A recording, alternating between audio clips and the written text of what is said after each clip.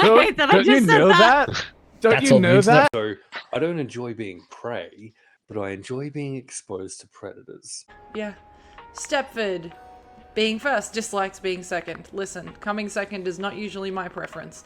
Actually, no, that's a lie. I prefer to... Wait, guys, don't fucking clip that. Do not clip that. Too far. Go on.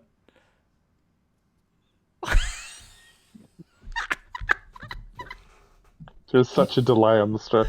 Wow. Wow. Wow. Give me 3 minutes. I don't know why, it was still hot. He grabs you by the collar and says, "It's not your time yet." Yes, it fucking is. Salt? Swap them! Swap them! You care for this one. Take the book. Leave her alone. Walk away. If you have anything to say, now's the time. Celia, I'm out of moves here. What do I do? You need to run. She'll slit your throat. But I think then having kind of been stepped through what you can only assume is Tybella's memory of her life, well, there's a moment of thankfulness that he was able to have that shared with him in whatever way that was able to happen.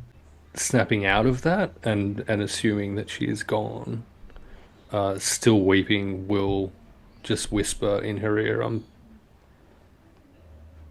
so sorry. I'm out of moves. But never for a moment think that you need to dance around information with me.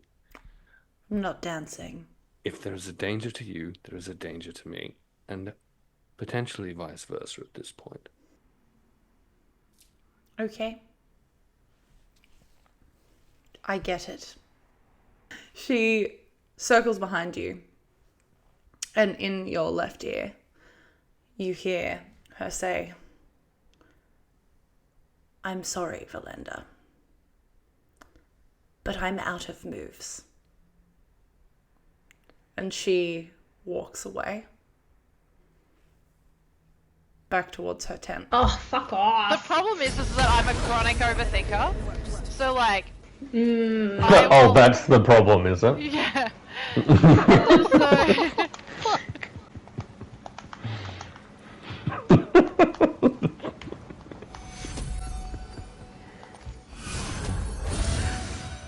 Woo! I'm just gonna overthink about what Promethean just said for so long. Oh no! Emily! Oh my god! His meets beats in the favor of the person striking. And because he's striking at you, he will beat your meat, if that makes sense. Fuck. Yeah. So Don't say. Can you hear that? Yeah, can you say that again? I didn't catch it. Just run it back. Yeah, roll it back, roll it back. What was that? I missed it. As Eden pulls away from you, what are you doing in this moment? Well, that was unexpected.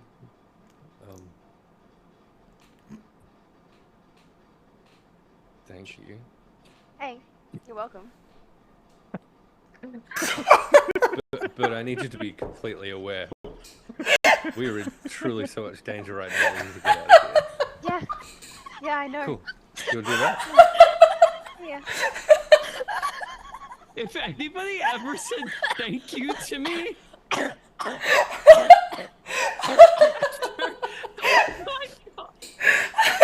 Are we all get our Wait, own is your individual... guardian Harry Styles?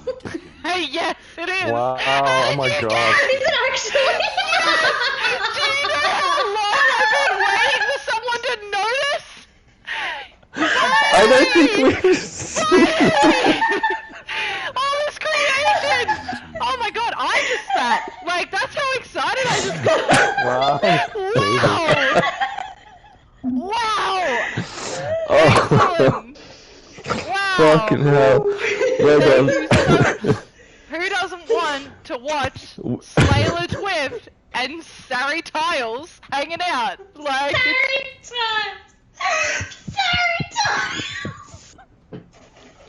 She's gone.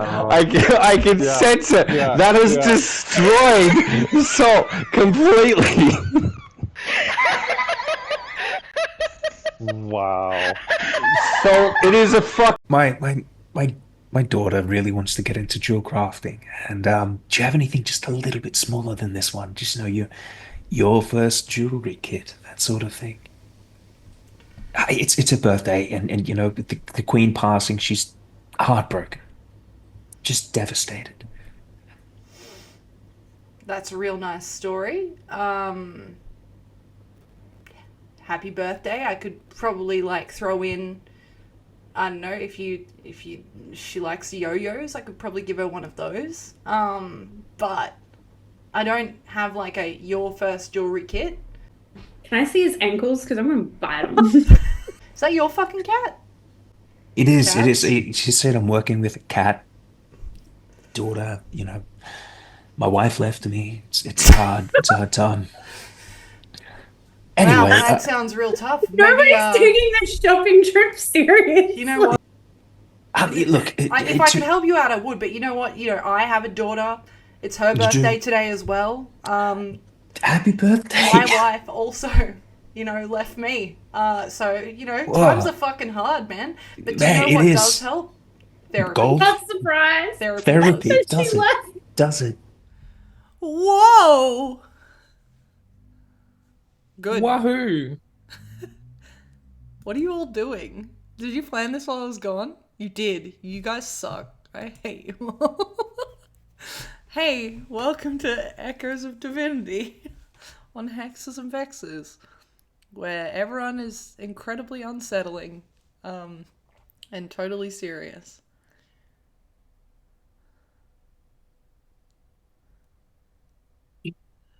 Good.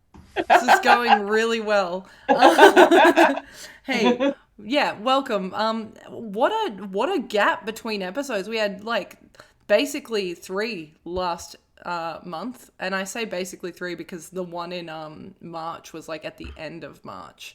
So we kind of just jumped into like 3 episodes, and then we've had a month. It's wild. I don't love it, but hey, It feels like forever. it does, and I've got 3 sessions this weekend. It's gonna be great. long time. Yeah. So hey, welcome. My name's Emily. I'm the GM, producer, chief executive, Thirstmaster here on Hexes and Vexes, where we run this campaign that's totally not designed to bring everyone trauma. I do it sometimes successfully, a lot of the time unsuccessfully, and that's fine, you know. Good for me, I guess. A couple of shout-outs before we meet our wonderful players. Fuckbart Island, coming soon. We have 50 people cast in this show. That's all I have to say. It's going to be great. I'm really looking forward to it. It's going to be a good time. It's going to be real stupid. That's all I have to shout out, because my brain has stopped working because everyone did the silent thing at the start, and now I'm scared. So we're going to talk to the people that are more important than me, and they're the players. Kicking it off with D20. Who are you? Where can we find you? What are you up to? What's your social security number? That's it. Who are you playing? No, keep going. That was awesome. I feel that you should be one of those government adverts. Thanks. Wow, is that the answer to the question? That was pretty much it. What I'm doing at the moment was I was vacuum cleaning, because it's very important to have a cleanly space around you for Dungeons and the Dragons, because you never know when spot fires. And I think that's enough shenanigans. Back to you, wonderful. Who are you DM. playing? Oh, I am playing Hakari, the world's most powerful monk. You made me think that I had the overlay wrong. Yeah. I'm looking at the overlay now. You have. I'm actually Delphine. That's why I'm in green. See what I did there? Yes, I did. I loved it. Okay, Hey. I think you did. Moving on to someone who will take this equally as seriously. Tammy, why can I never get your command right? What's going on here? Who knows? Because I curse everything. I'm Teleria79. When I'm not here, you can find me on the Law Rights, or you can find me in a couple of other places later in the year. When I'm on the Law Rights, I'm running Call of Cthulhu, the Hello Penumbra campaign. And I have had a big week, so excuse me for my brain deadness. I'm currently playing Marcus, the very verbose bard, whose waxing lyrics are so poetical they will go down in history. Thank you. Lachy. Hi, my name's Lachy, and I'm here to play the DM. Roll initiative. No. Hi, my name's Lachy. You can find me online at the MimicsDen. I run the Tales from the Luckweaver's Tavern podcast over there. If you want to come and find out what it's like to run a D&D tavern, come hang out, have a listen. But here, I actually play Hakari Zai.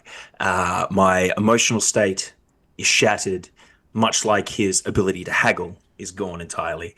And with that, back to you in the studio, Emily. Thank you. I actually read a news article today, or I saw a photo of a news article today that said that the MimicsDen podcast is the best podcast in the world. The fake news, dude. Fake news. Okay, great. I don't know what you're talking about. Yeah, fair enough. Throwing it over to Rin. Thank you, Emily. We're doing great over here. Actually, we can expect pretty clear skies tonight with a little bit of rain. Today, I'll be playing the tech on the side of the screen. Not actually participating in this game today, but if I do decide to play in this game, I will be playing Alicia Gnath. Back to you, Emily. I can't believe I'm going to say this, but the person who is most likely to take it the most seriously because they were with me having a cigarette while the rest of you were plotting. Promethean. This was not plotted. This wasn't planned. I wasn't even here. This is improv, baby. Hi, I'm Promethean. This is Zero.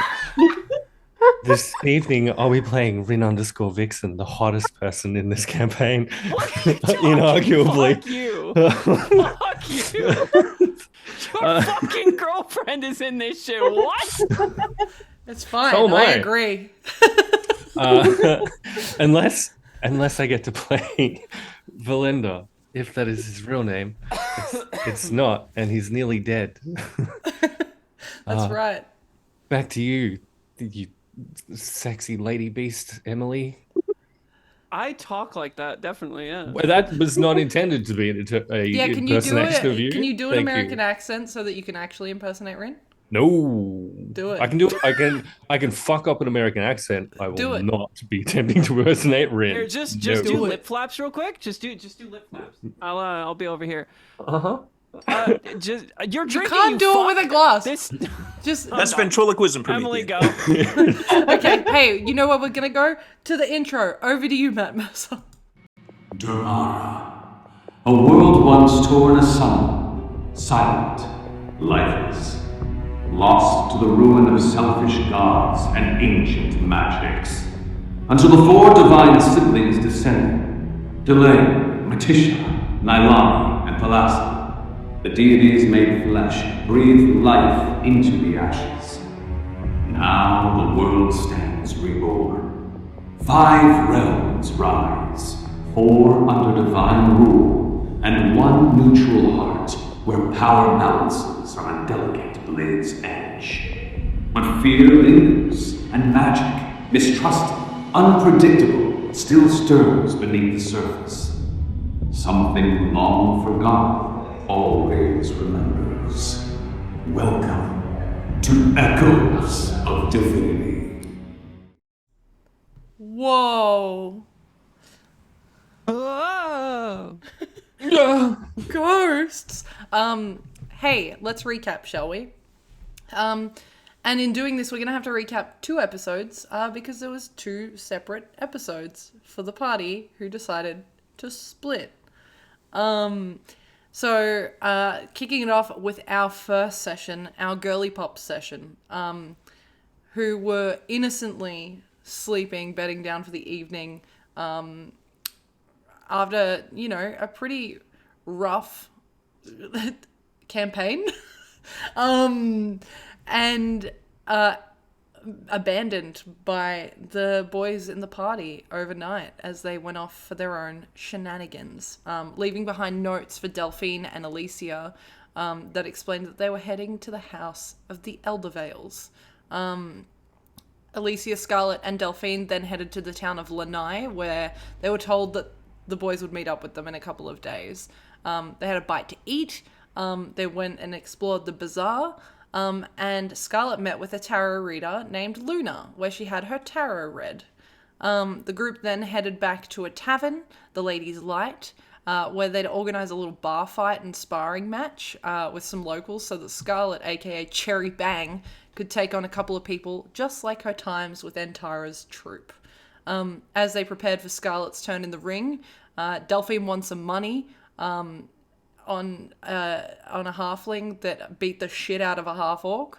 And then Alicia slid into a booth and observed how everything was going along as Scarlet kind of sized up the competition.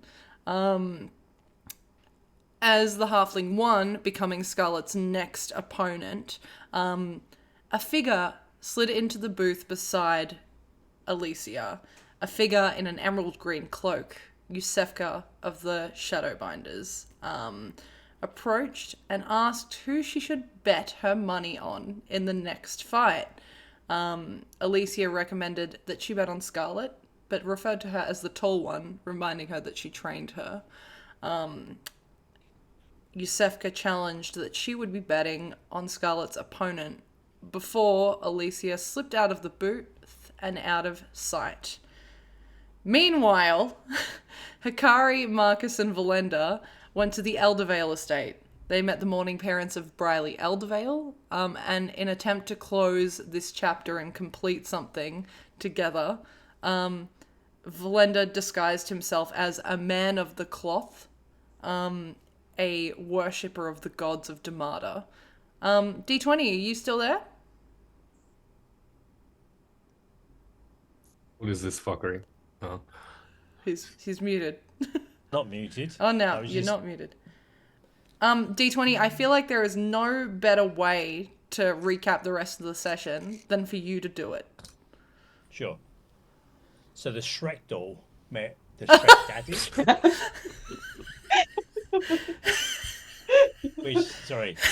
Which game we're playing again? Yeah.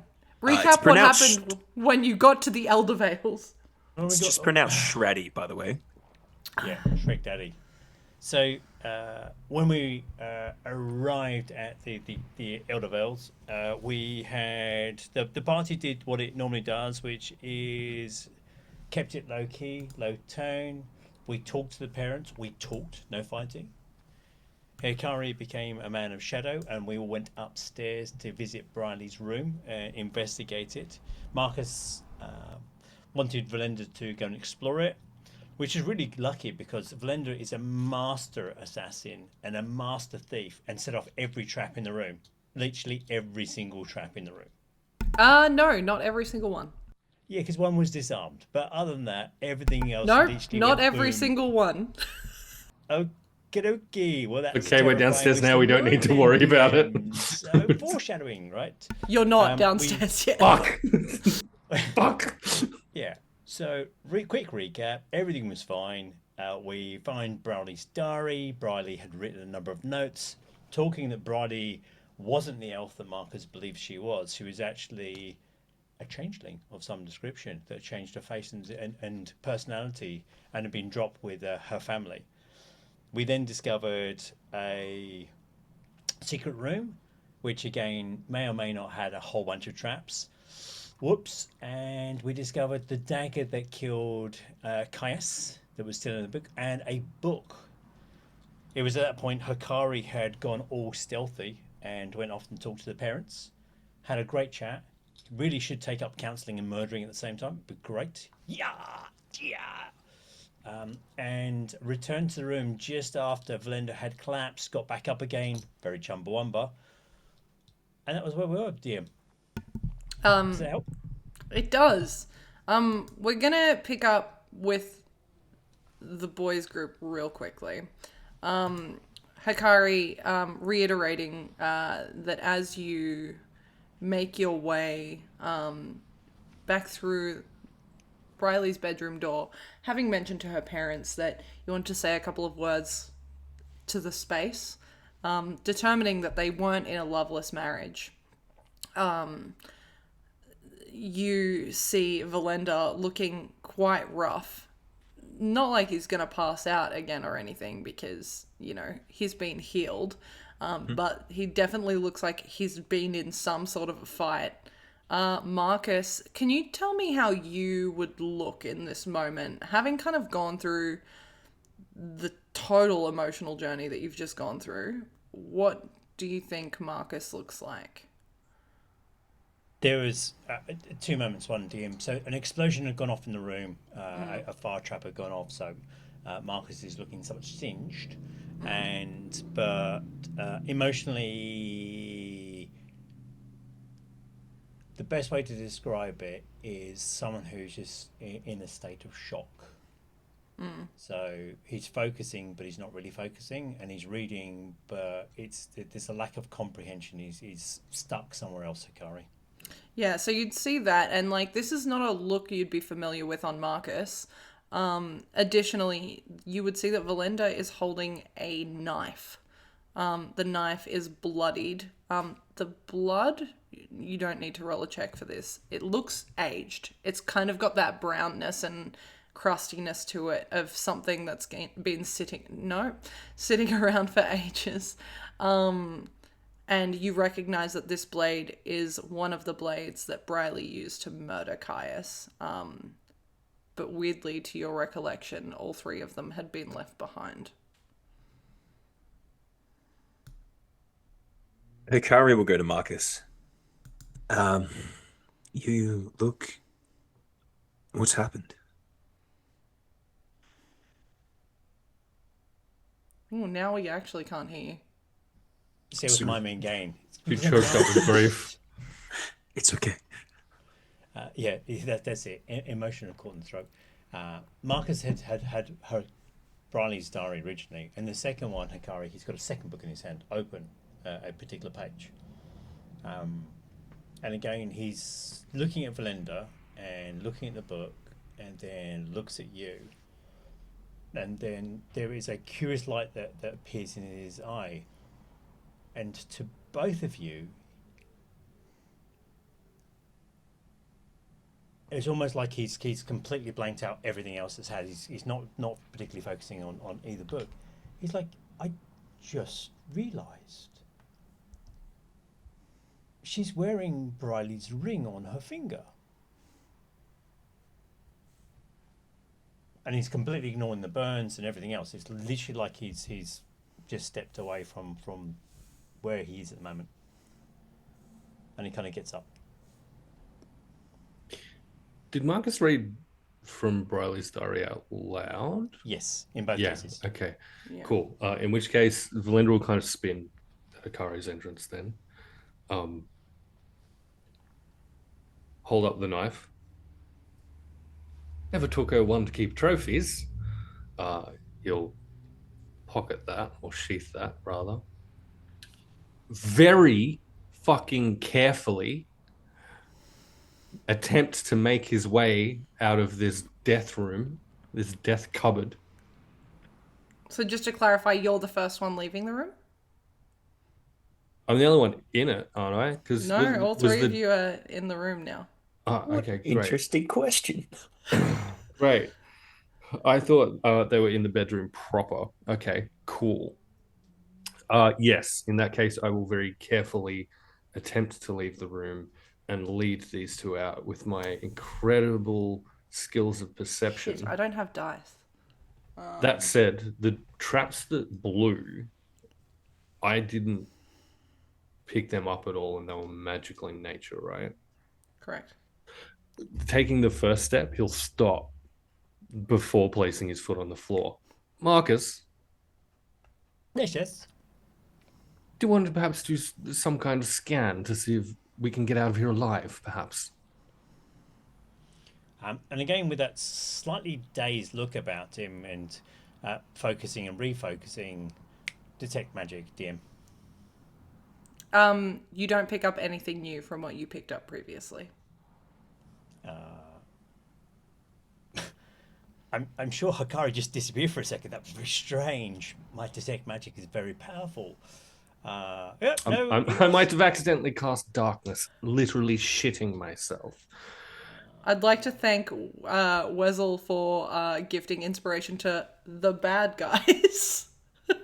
Rude. Thank you. It's the first time that's ever happened. We're very pleased you've given us an inspiration. Thank you. Thanks for that. Yeah. Hakari, glad you're here. Glad to be here. Are you okay? No. And Velendar is considerably worse off than just singed. He is not in a happy place at all. Do you want me to come and get you? Like I can hover across the ground. You grab me and I'll push us off the wall or something, and we just out of here. I want you to do that just because it would look fucking sick. Okay, all right. Hakari will focus for a second, inhale, and it's like all the air around him just sort of pulses upwards for a second. The little like flecks of dust in the room will pull in, and then through his monk abilities will get levitate on himself. And then with the staff push across to where Velendar is, and then attempt to like baby Bjorn him. Puppy. And Puppy. then push out of the room. So that would mean then that you're both leaving the room together for the first time, right? Yes. Okay. Yep. Promethean, can you bring me 12d6? Holy fuck. No, I'm joking, guys. I'm joking. Real? I'm joking.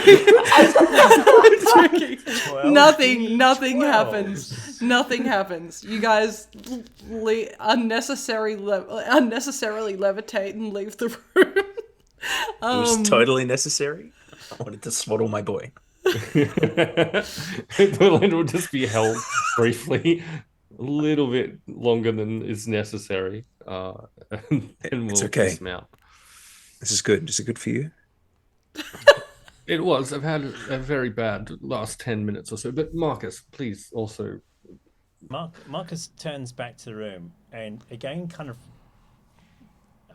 almost disassociatively regards the secret door and then closes it, DM. Yeah. And then as he leaves Brylee's room, kind of just tidies up the sheets that he was thrown across, almost, just trying to tidy up what he does, and then more kind of lurches out the room. Hakari, do not let him roam about the house alone. He's not in a very good place. As it turns out, Brylee, changeling, also absolute fucking psycho. We both nearly died. I spoke to her parents, and they seem to be as shocked as we are. We are about a lot of these things. Oh, great. They're going to be even more shocked if they happen to find out that she's still fucking alive. Let's go after Marcus, shall we? Good idea. Good idea. She's what? She's what, sorry? Yeah. Okay. Fill me in as we head on, I guess. Marcus has got both books tucked under his sleeve, and he's just strolling casually back down to find the parents. Easy enough. They're exactly where Hakari left them still. And you can see that Brylee's father is holding the hand of his wife quite tightly. It's evident that they are like trying to keep it together, but are really, really struggling.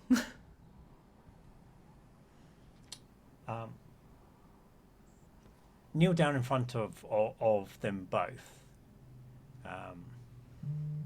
with the book tucked into a bag from there, Mm-hmm. and regards them again, blinks a few times and regards them again. We would like to leave you here with the thoughts that should you need myself, then please leave a message and at the estate, and we will come and see you. If not me, then absolutely Amber. I would ask one small favour. I noticed that you have got Brylee's ring on her, your finger. Yes. She will look down at her hand, and then look back at you and say, yes, it's one of the things that we were okay with being recovered. DM, Marcus has still got detect magic going. Is it magical? There's yes, a faint aura of magic, but the same as what you've felt from the others. Sure, that's it. It would be a great kindness if we could travel with it for a while. It will help in a number of different cases, but I will bring it back to you, I promise. What are you going to do with it? I want to talk to the spirits around it.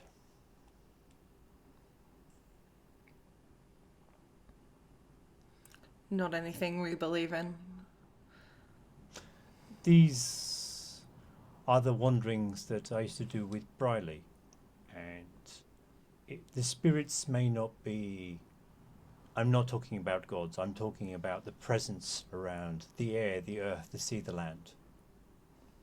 And again, it would be a great kindness if I could just travel with it for a while, just for me to have a final farewell, if you will. Quick but question. I will return it.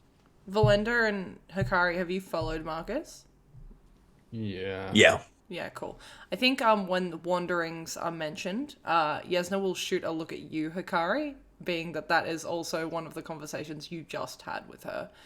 And then she will look back at you, Marcus. Can I get you to make a persuasion check at advantage for me, please?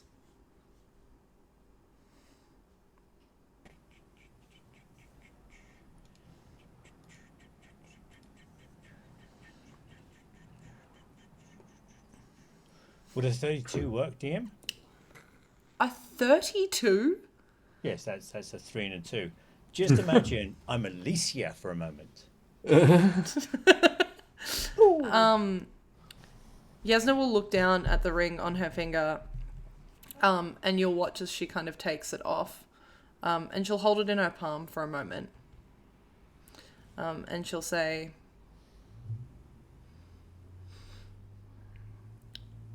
you don't need to return it. I think she would be happy for you to have it. Marcus will, because I'm a skilled sleight of hander. Oh, with an 18. He will take off that token that he had, the little apple, the little green apple he has. Yeah. And then present it as something of an object of return. It's like, you remember when I got this made many, many years ago? The forging wasn't very good because mainly it was me. But please, a token for a token. And a memory for a long-loved memory.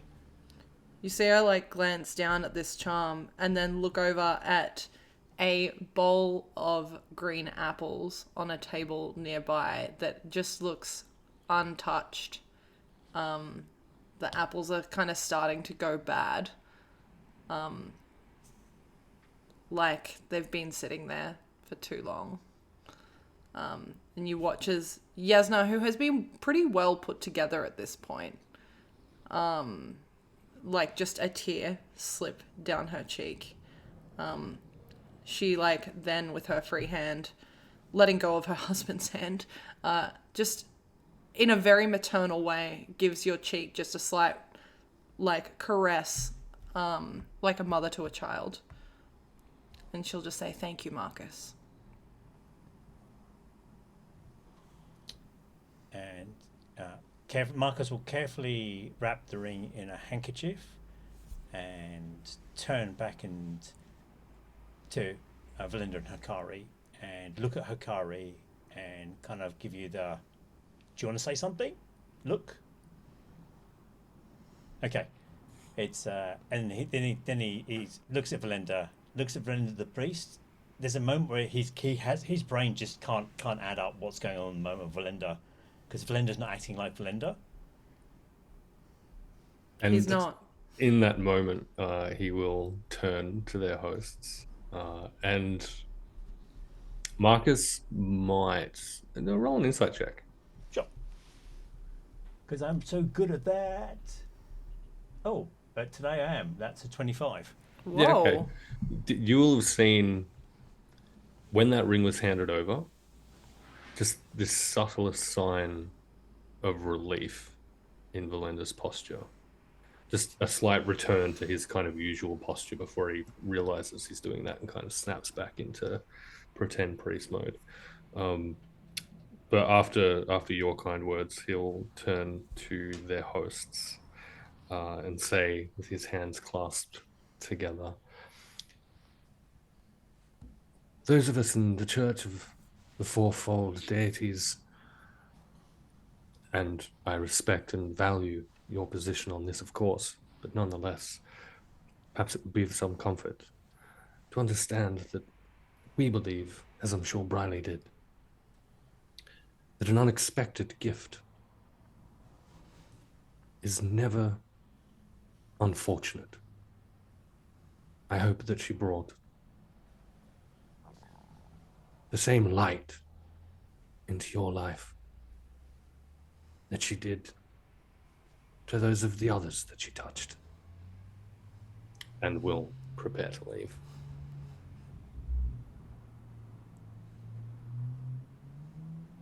Don't get a response.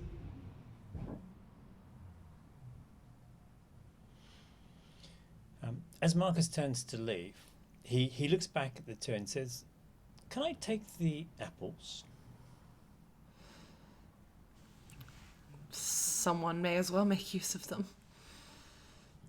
Again, apples have seeds in them, and from seeds things grow. There's not waste. And again, he takes both their hands and then just kisses the back of their hands, holds them together for a moment, and steps away. They give you like a polite kind of nod. You can tell that they're like very much just trying to, again, kind of hold it together. And again, Marcus has still got this kind of odd look on his. There's just this kind of like discombobulated look at the moment. Kind of looks at Hakari, looks at Velendar and his words, kind of shrugs, and then another day, and we will come back with another story. My love to both of you. And to you.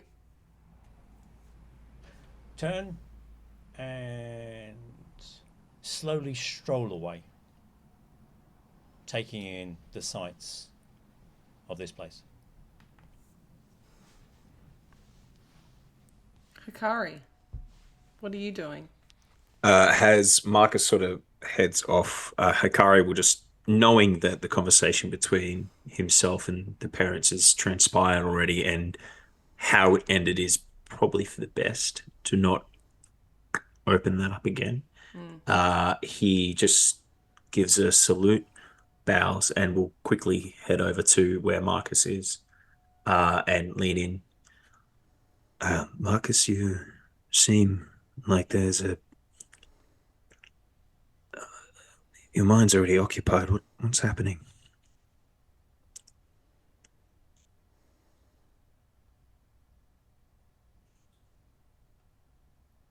Oh, wait, I can't hear you again. Stricken with fear. Emotion. It's okay, brother. Wait till we've left the boundaries of their home. Okay. Hakari. And he reaches out a hand. It's still in the same hand, Hakari, is the handkerchief with the ring. Hands it towards you. He will take it. Should we should collect father and probably head off? Sounds marvelous. And again, Marcus has got literally just almost as he's sightseeing Hakari. So literally it's this bit where he's strolling around, taking in moments, almost like visitors, but it's that slow stroll as if you're taking a museum tour. Would Hakari know Marcus well enough to see if this is like a proper like investigation or perception check, or is it just a facade to observe the sitch? It literally seems to be, as I said, almost someone who's concussed would be the best way to describe, so describe that like concussion kind of piece of like just kind of run around trying to orientate certain things in his mind. Cool. I think Hakari will just stay a little closer, not to like trip him up or anything, but just to be a lean to if he needs to. I don't know the fucking word, man, but we're here. And then make our way out and leave if whatever Velendar's doing. But again, Marcus is almost just strolling off casually. Velendar? We'll stroll with. Just kind of keep pace with Marcus. As the three of you make your way out of the Eldervale estate, like basically speed running this estate, by the way. Like, you promised to be gone for days. You've maybe been there half a day. Like, you haven't been there that long. And you head back towards, I mean, I guess unless you want to correct me, Lanai. Yeah. DM, if it's as soon as they have crossed the final boundary outside of the Brylee estate, Marcus will stop for a second, kind of readjust everything. It's repacking would be the best term. And again, that look, both to Velendar and Hakari, is that look of almost concussed. And he's just repacking everything kind of carefully. And he says, "We must examine the ring." Hakari, do you have the ring again? Yeah, I do. Here we go. And DM, he pulls out the lens. And looks in the lens to look at the ring. And then Velendar will reach in with a second one and just do a little boop with the one that he has in his hand. It has to be one item, I believe. Yeah. Yeah, he just wants to see if anything cool happens like that other time. Yeah. The mood ring moment. The mood ring moment. Cool. Well, I guess we'll find out what happens there very shortly. Because I'm not giving you guys the spotlight for the whole session. That's crazy. That's probably for the best. Heading back to Tavern Girly Pop, the ladies' light.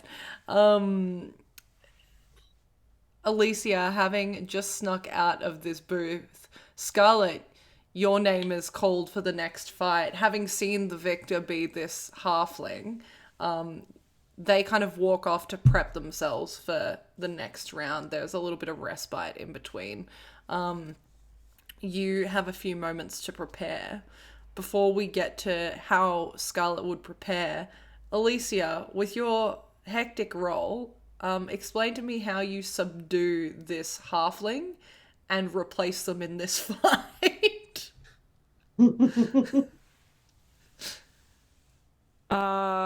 Well, I think from what I understand, wasn't it supposed to be a half orc that was fighting? Oh, the half orc lost. Right. Okay. So you're going to be a tall halfling. Awesome. It's going to be fun. Fuck yeah. I think I'm just going to, as they're walking away, to like go ice their knuckles or whatever the fuck they were doing. Yeah. I would just sneak up behind them and then just headlock and just stand. Go to sleep. And put them to sleep. Yeah.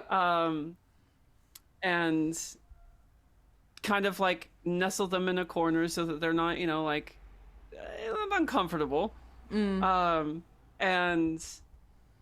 as I step through the doorway, or as I'm about to step through the doorway kind of just like has this faint sort of shadowy kind of like eminence to it. And as I step through, I transform into the halfling as I leave.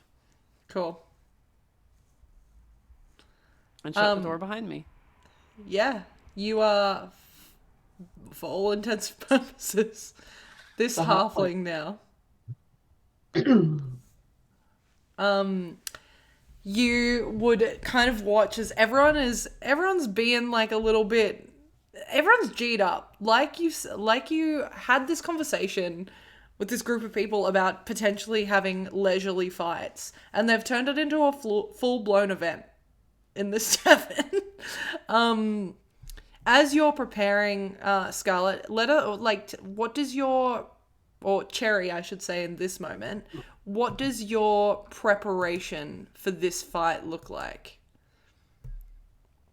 So, Scarlet, being the fashion girl that she is, would be putting on her show fight outfit. Cool.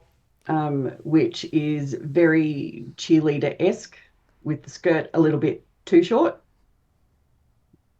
the knee-high boots with heels, all that sort of stuff that wouldn't necessarily be useful in a fight, but is used for objectification because she knows how to get an audience. Yeah.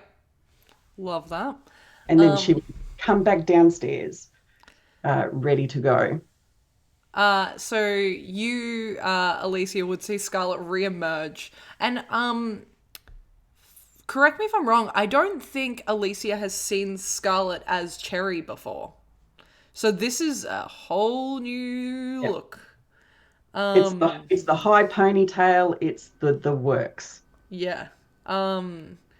And I feel like, and again, Tammy, correct me if I'm wrong, I feel like there's an air of confidence that comes with this persona, that like shoulders are slightly more back sort of thing. Like it's a bit of a shift. Not dramatic, but just a slight shift. And these people are like clapping. There's a couple of people that look like they recognize you, maybe, Scarlet. You would also... Can I get you to make a perception check for me, actually, please? Because I'm so good at that. You're so good at them. It's going to be fine. I'm so good at that. It's all right. Okay, 18. Yeah, cool. You kind of look around at the people watching. You see... You don't see Alicia, but you see Delphine, who looks to be attempting to bet. Again, whether it's on you or the halfling, you're not sure. But is around. There's a bunch of there's elves, like a couple of them. There's a dragonborn nearby as well. And it looks like a bunch of the halflings' friends are kind of hanging out there, waiting to G them up as well. The other thing you would notice is Luna, the tarot reader, is sitting in the Lady's Light as well, and you kind of see her going, as you approach this fight. And for all intensive purposes, the fight is called to begin. It is announced that basically you're fighting to a knockout, no lethal damage, spells are allowed, but no intention of murder is permitted. The other thing that is banned is fireballs, and anything that would damage the taverns, like heavily damage the structural integrity of the tavern. And with that, I will get you both to roll initiative, please. Alicia, with your passive perception of 21, you do see that Iosefka is still sitting in the exact same place, looking curiously at the fight. You gonna beat a 24? No. No. I got a 21.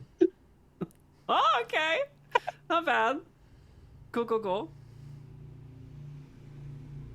I guess before we begin... Fuck shit up! You'll see this halfling step up and do a like a little bit of a, like one of those like fighter bounces as they're getting loose up a little bit, and her feet will shift in a way that you've seen hundreds of times. Mm-hmm. And she'll bring out 2 short daggers, blunt side out, and just drop to the side and just wait. Is that your entire turn? Are you considered holding an action? Cool. I am holding an action. Excellent. What's the trigger for the action? Getting the moment bamfed? that Scarlet aggresses. Great. Scarlet, you're up, buddy. So I would presume that Scarlet could put 2 and 2 together since she's seen that stance, and it's not the same thing that the halfling did that she watched before. Yeah, considering that you spent the time watching the previous fight, I will allow that to be the case. So Scarlet basically turns to the crowd and is very much I'm going to need someone to help me feel better after this, because this is actually one of my mentors, so I'm about to get my ass kicked. And then she'll turn around and she'll rage. And then she'll just say, in a very serious voice, quieter, so it's for Alicia to hear, not everyone, I'm going to show you what I've learned. And she'll just rage and she'll stand there. You're both just holding your ground. It depends on whether she takes the fact that she's gone into a rage as aggression or not. Yeah, that's true. No, it's not an attack. So, like... Because I spent my turn talking the crowd up. Giving a wink? Yes. Any of that sort of stuff, yeah. So the crowd would be kind of looking, and there's like this palpable tension, like rising, in this tavern as the both of you are just kind of holding ground, waiting for the other to attack. Start to skirt the edges of the arena, and still kind of lightly bouncing on the feet, and with my bonus action, you'll see a bit of a whirlwind kind of appear at the pommel of one of the daggers, and I am going to close the gap with almost a blinding speed, and I want to take out the heels on your shoes. Go for it. Roll to hit. Sure. Also, everyone hydrate, please. 24. Ooh. Now, do you consider it an attack or do you consider it a grapple, Emily? If you're taking... Sorry, continue. I interrupted you. Because if it's a grapple, then I get to roll.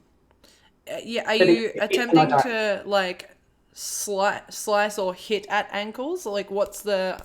I am going in low enough from behind with the extra movement that I got from Zephyr Strike to basically almost hamstring, but instead of hitting her ankles, I'm hitting the literal heels of the shoes. So you're trying to make her lose her balance? Basically, yeah. Yeah, cool. I think that will be just an attack for this. Because you're not holding her down, you're just swiping. No.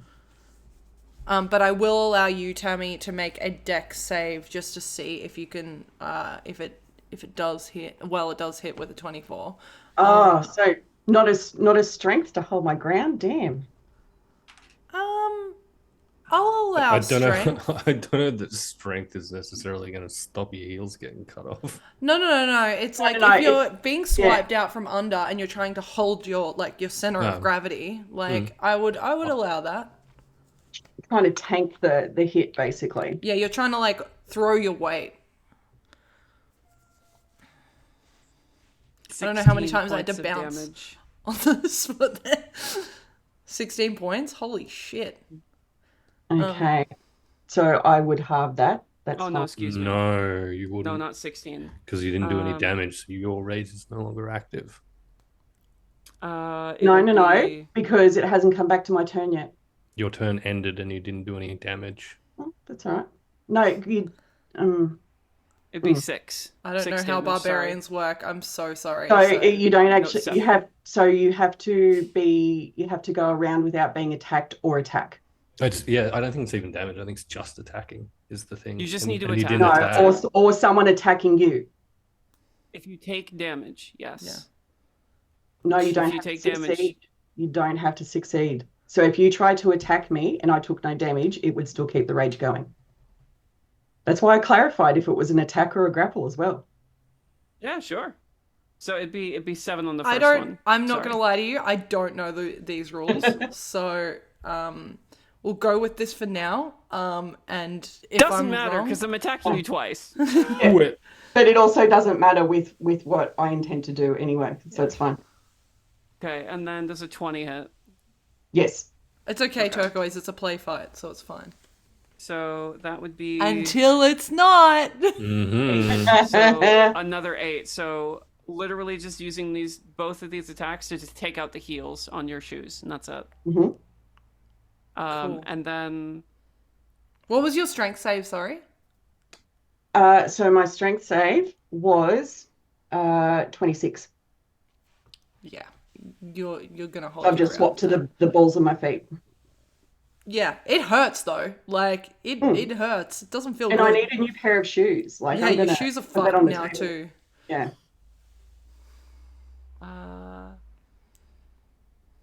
and with my can I bonus action attack? I could. No, I could. I feel like you No, can. I can't because I used that for strike. Oh Nope. yeah, you did. Yeah. That's fine. And that'll just be my turn, and I am behind you. Yeah, cool. Which will bring us to you, Tammy. Scarlet turns around and just looks at you, maintaining eye contact with a blank expression. In your head, you would hear, "It's a bit of a gaudy outfit, don't you think? You don't need this." Nothing. No response. Hey, show me who you are. She's No still response. bouncing on her heels. Yep, no response. No attacking, just standing.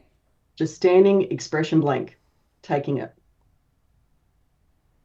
Okay. Which brings us back to you, Alicia. But before we get there, we're going to jump back over to the boys. We are going to, as you look at this ring, Marcus, spending a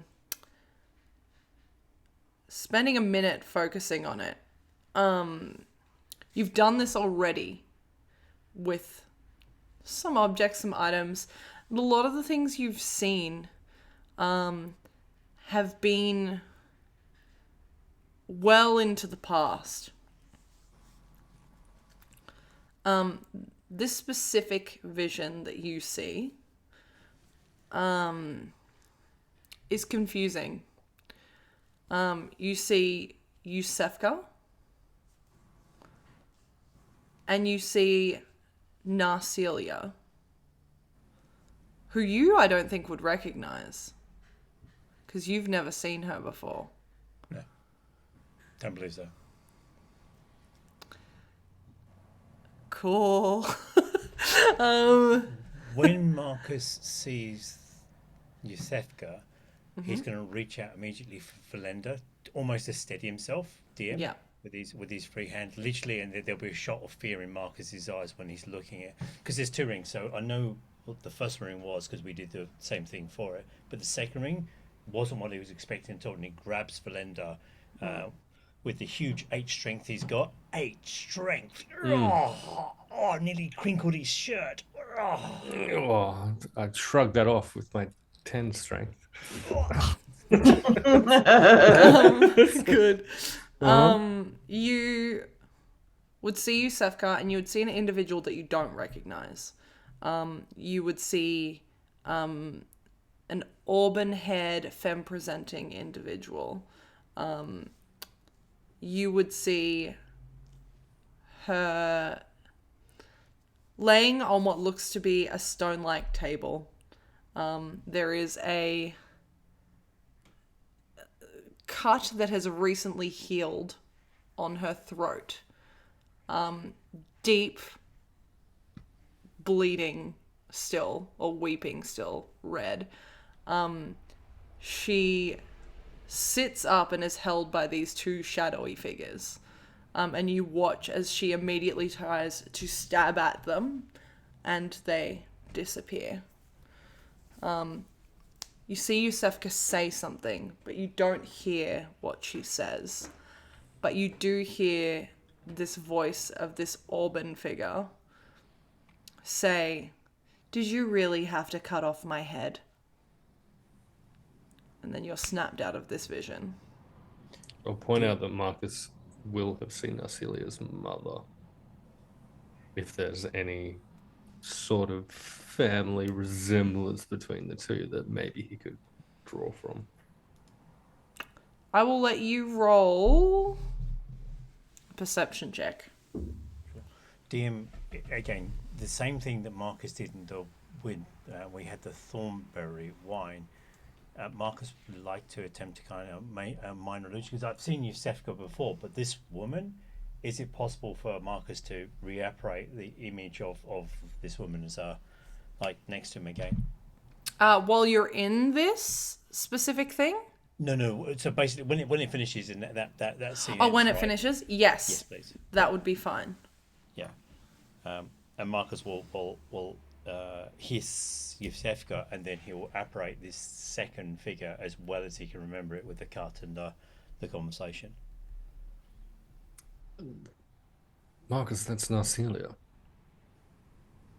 You remember I stabbed her when we were in the Feywild that time? And again, in Marcus will literally. Marcus wasn't in the Feywild. Marcus Good point. But he will I remember that. Every single word that he just said to that while looking directly at you, Velendar. And Velendar will demand that he say it again, real quick. And after he assumedly does so, yeah, it will be Valendar's turn to. He'll take a step or two back and just.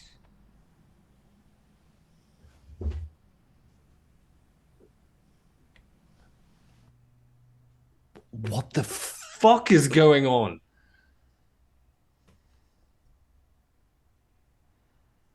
Fuck me, Marcus. It seems you're not the only one who may have been misunderstood about the identity and nature of someone they considered a friend. And for Hakari's sake, Marcus will take the minor image and then bring up Iosefka as he remembers it in that time DM. Mm-hmm. Just pretty much exactly the same. Sure. Timeless. Yeah, she's still awful. She's still intimidating. And explain to Hakari exactly what happened with the shadows and but he's got a look of kind of bewildered confusion, and it's not. This wasn't what I was expecting. I was expecting to see the owner of this ring, like I did with your one, and I'll point to the other ring gesture to the other ring in his hand. And perhaps you did, Marcus. But this... If it's Brylee's ring, and Brylee is a changeling, then it's entirely possible that the Brylee persona is false, or that she took the Narcelia persona at some point, and that was false. Either way. Is there a chance she's always been both of them? Or did she do something awful to Narcelia and then adopt that? Like, what's the current theory? I don't know, but I'm very glad she's still alive because I cannot wait to fucking kill her with my own 2 hands. And at that moment, Marcus was something like literally you can see that the swelling stopped in Marcus's eyes for a second, and he very slowly reached out to Velendar and says, "I'm so sorry, my friend." And he sees the rage in your eyes, but that's what he says, and he just reaches towards you.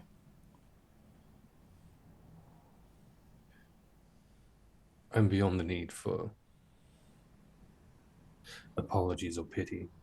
At this point, Marcus, we're adrift. And right now... Why, though? Is a ruse to give Iosefka the book? Working in the Court's Edge as Narcelia?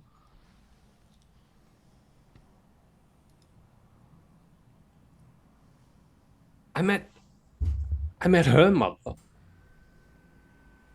at the ball that the Court's Edge threw.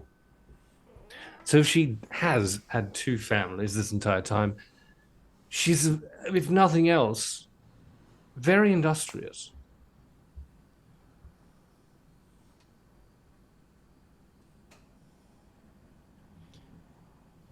It doesn't matter.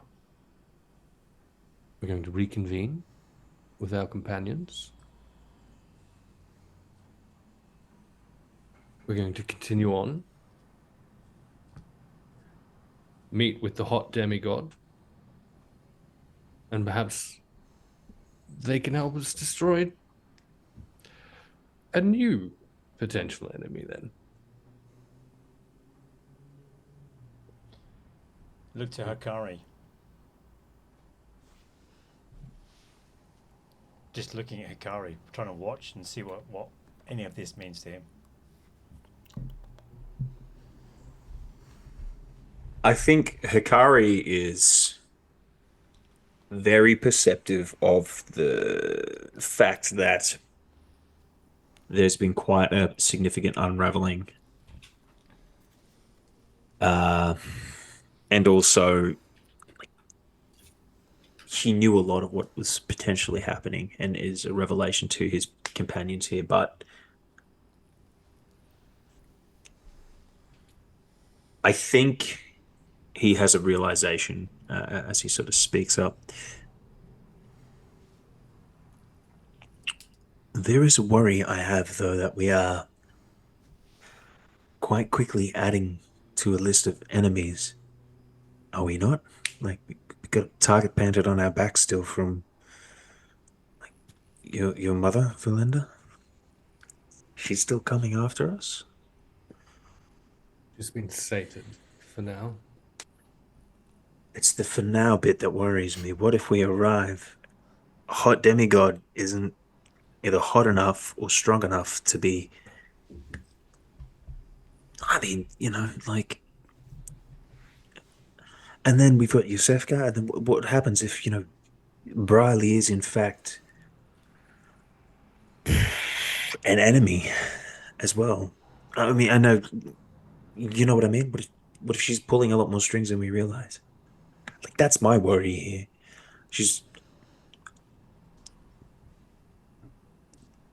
It scares me, is all I'm saying. Regardless of what she's pulling, I don't feel that if we were to find ourselves faced with Brylee, and again, we're with our companions, I don't feel like she's more than we could handle. Do you remember the first fight you and I were a part of, right? Like, together, we're in the cart. I'll never forget it. Front flip, stab, stab.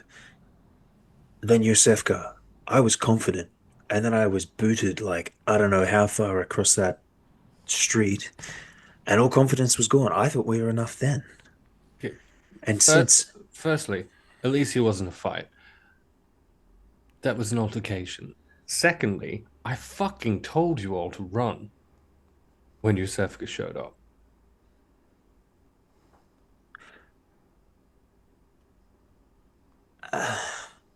Okay, fair chat, fair chat.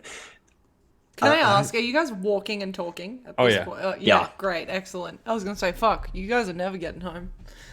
We stand in place and we talk for 6 hours. But just to, I don't want to sound like a pessimist here because that's not what I'm saying. I'm saying to be prepared is the right thing to do. But on the scale, on the scoreboard currently, our list of wins in fights, Velendar, it's not looking good for the home team, if you know what I'm saying.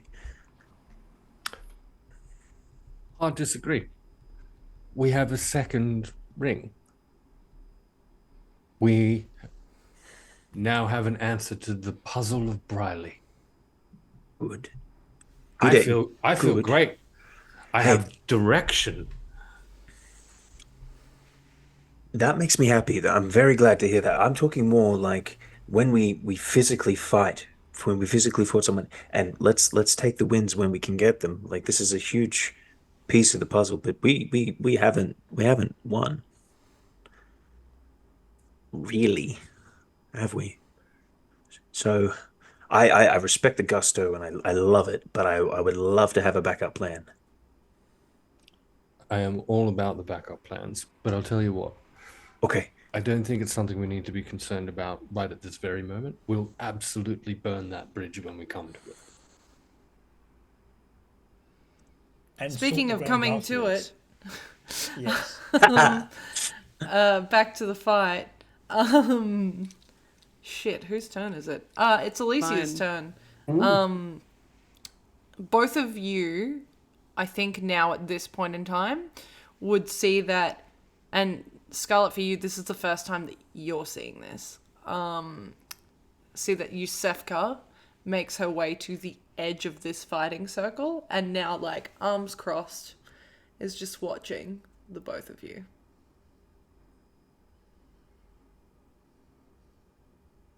I will hop back away from you, which does provoke opportunity. And just wait for your rage to drop. And just continue walking around the edge of the circle. You gonna give us a fight or what? In the halfling's voice. Absolutely nothing. No expression, nothing said. Well, then why did she even sign up in the first place? I guess with that, there's a bunch of people who are like, yeah, I put gold on this fight. Boo. Scarlet, Back that in your brings us to your go. Back in your head, Scarlet. You best give him a fight. Standing around isn't gonna do anything. Also, I need to know that you can handle yourself when I'm gone. So, show me who you are. And you will hear a voice that just says, I am someone who doesn't need validation anymore. I am someone who doesn't need to prove myself to you anymore. I am someone who chooses when I fight instead of other people provoking me into one. I am someone who is dangerous, not because of any skill I have, but because I have a combination of being both aware and now in control. So you'd have to be saying this out loud because you can't message me back. She can, because I can use the psionic dice to establish mind link. Okay. Very well. Yeah, that's all well and good, but I don't care. That's not what this is about. This is to make sure that I know that you're going to be okay. This isn't about validation. Now fucking swing. Show me that the hard work actually went to something. She'll continue skirting the edge. It doesn't matter how good I fight. If you're gone, there's still no guarantee, even if I beat you here, that I would survive what's coming. And you've got to be okay with that. You have to be okay with the fact that I may not live through this. But it's not on you.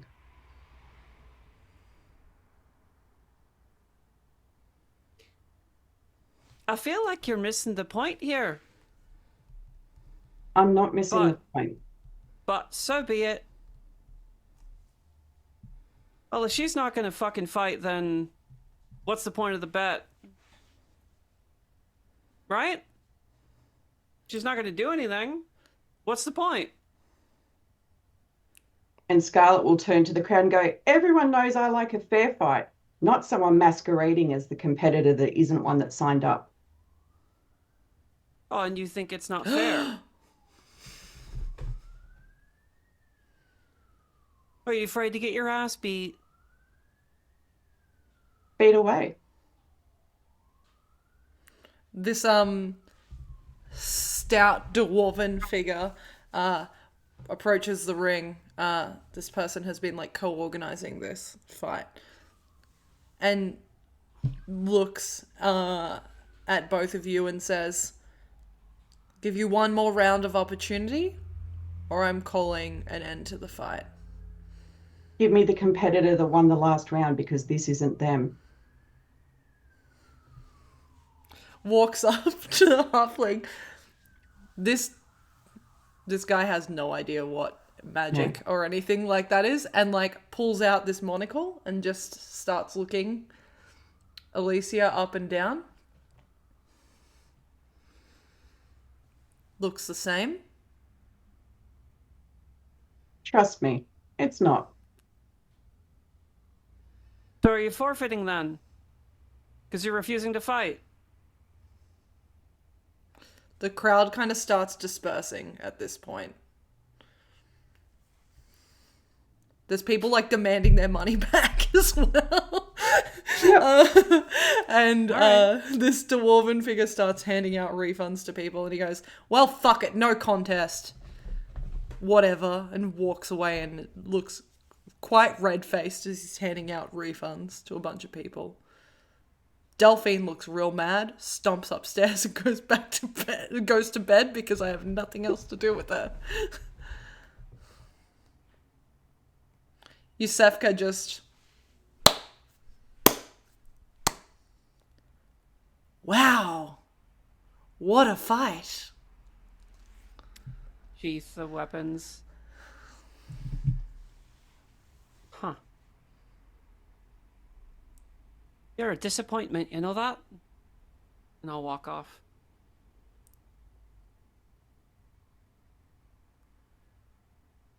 Absolutely. And go back to the room. Smack the halfling awake.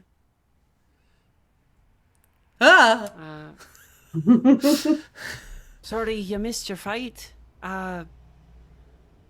Unfortunately, the rest of the evening's been called off, so you got your winnings. But I won the first one, right? You did win the first one, aye. But you had a little bit of a tumble when you got back to your room. So... Huh. Yeah, I do They'll have remember free my food feet. up front. I remember my feet leaving the floor. Don't remember them finding it again. Interesting. They have some free food up front for you. And room and board for the evening. Hey, cool. And sorry that the tournament didn't go farther than that. Hey, that's fine. You know, you're real pretty. You're not my type. And then I'll get up and walk away. Well, can't blame a guy for trying, and he walks away. He goes and like heaps up a plate, finds a seat with his halfling buddies.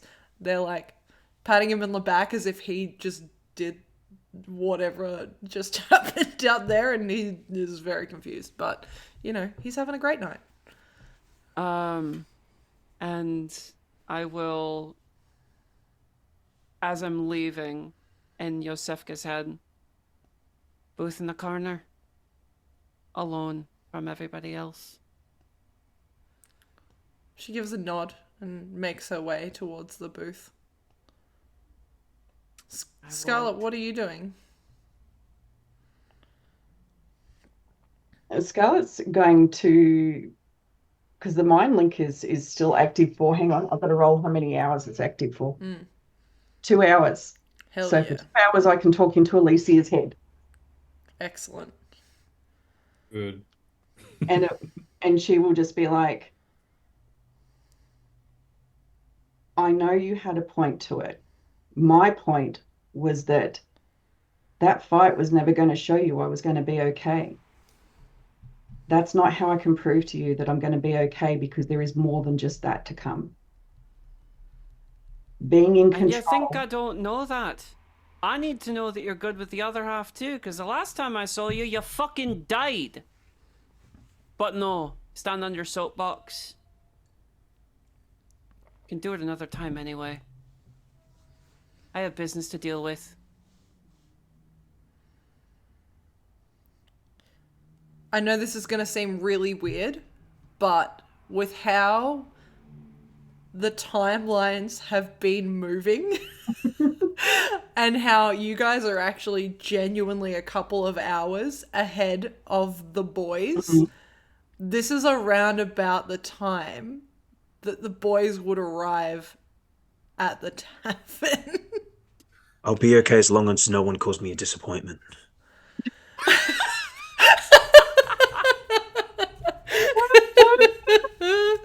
Oh no.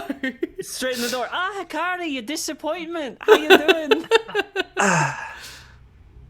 Fine. Walking into this tavern, group de boys, you would see a couple of different things. It looks like some sort of an activity is just dispersed. You can see a dwarf is having a fight with someone about whether they should refund their bet or not. You can see a group of halflings having they seem real lively, real happy. A conversation in a corner. One of them looks incredibly confused. You would see Scarlet. Scarlet, are you sitting in a booth? Are you standing? What's your plan? So Scarlet will take off her now broken shoes. And she will walk over to the booth that Alicia has just gone to, dump them on the table in front of Iosefka and just be like, and you owe me a new pair of shoes. And then actually just walk out of the whole place. Just go hi to the guys as she goes past. Fuck off. You can pay for your own. You want to parade around like that? You could pay for your own. You would all see this. You would also see Iosefka sitting in a booth with Alicia. Marcus, you specifically would recognize one other person in this tavern, Luna, Luna Taro, who is kind of scribbling some things down in a book, looking very bewildered at the events that have just occurred.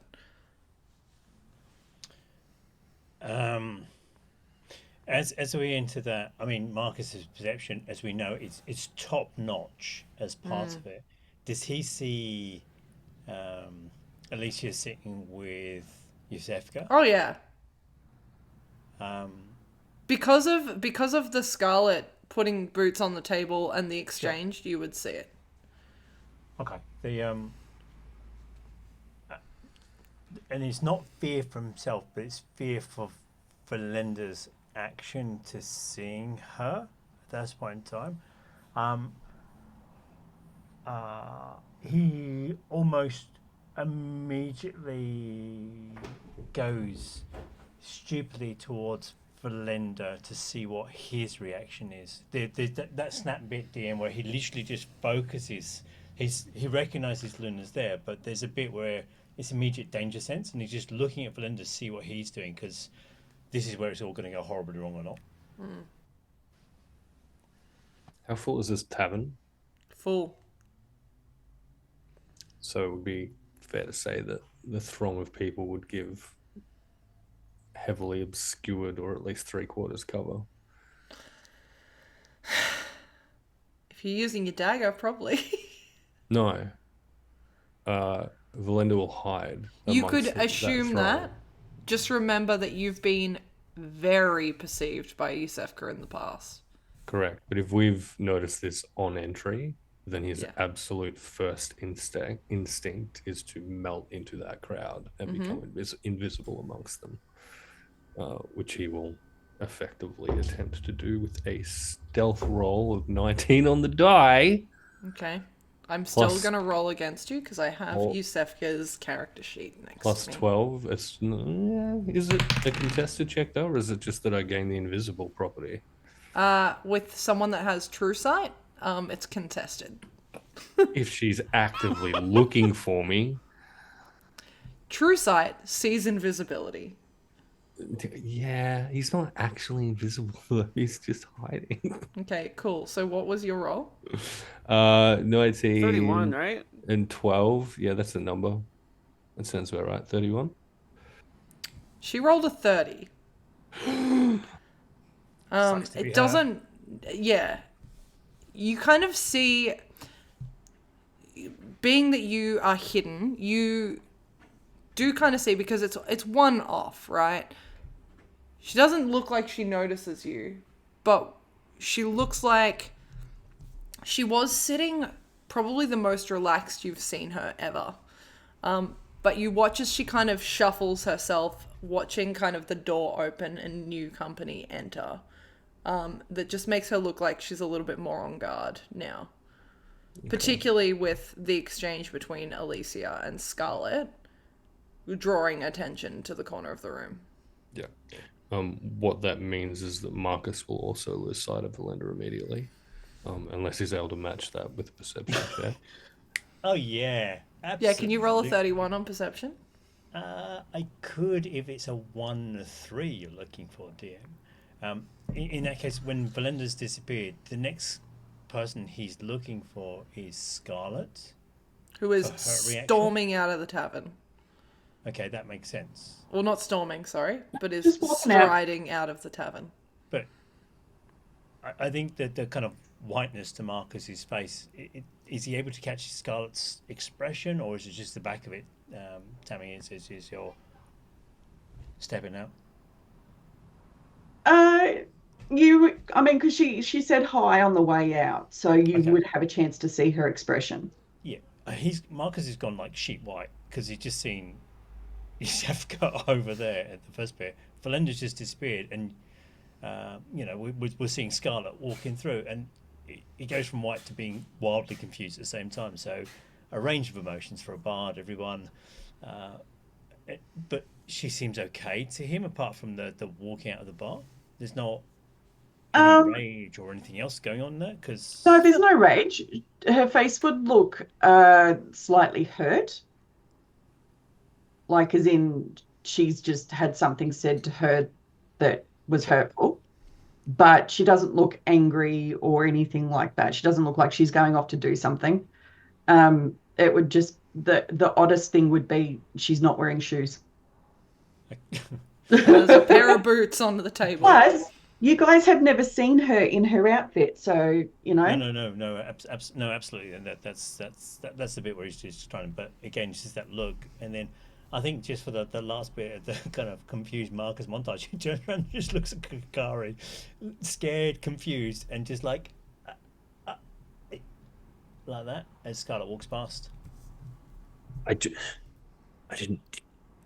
Were her dogs off the leash? Like, she didn't have shoes on, did she? It's an expression from the monastery. Is that... Who let the dogs out? We're just talking about Iosefka and she's in the corner. Like the other day when we were walking here. I'm sorry, I've been thinking about that for a while. Yeah. But what do we do?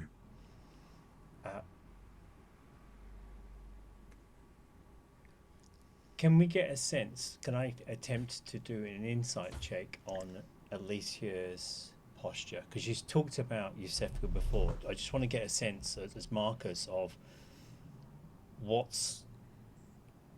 it is. I just think there's so many emotions going through seeing this woman. It suddenly focuses on one person he at least has a better understanding of in the conversations. Is that possible? Yeah, let's roll an insight check. Rin, if you, as Alicia, would be trying to keep composed and unreadable, we'll have you do a contested persuasion. Sure. Yeah, persuasion will do the thing. Because you're not lying. You're just remaining composed. Yep, doesn't really. It's okay. I'm on fire tonight. 22 DM. That's a really great roll. Unfortunately. Oh no. I got a nat 20. Oh, excellent. However, what I would like to note is because you can let stuff out as well. You don't have to Yes. hold everything in. Yeah. From her vantage point, from Iosefka's vantage point, stoic, ready to receive and talk and exchange information. I would say probably her lower half from like here down is obscured by the table, and Alicia's hand is white knuckling the dagger on her hip. And I think that's a really good place to take a 10-minute break, because I need to wee and have a stress cigarette. We'll be right back. Stick around, and we'll see you real shortly. I hate Be you. good. I have heard this song and I have opinions. Ooh, I think Salt goes Give first. me your opinion, Salt. When I think about you, I touch me. Nah, turned off. Thanks. Get out. We need to go to a break. Thank you for your honesty. Thank you for sharing this history. You're older than anyone else I know, so maybe that's a compliment, right? Like, well done on making it through all the years. I'm not good at talking. Yeah, thanks for talking. Let's watch the balcony.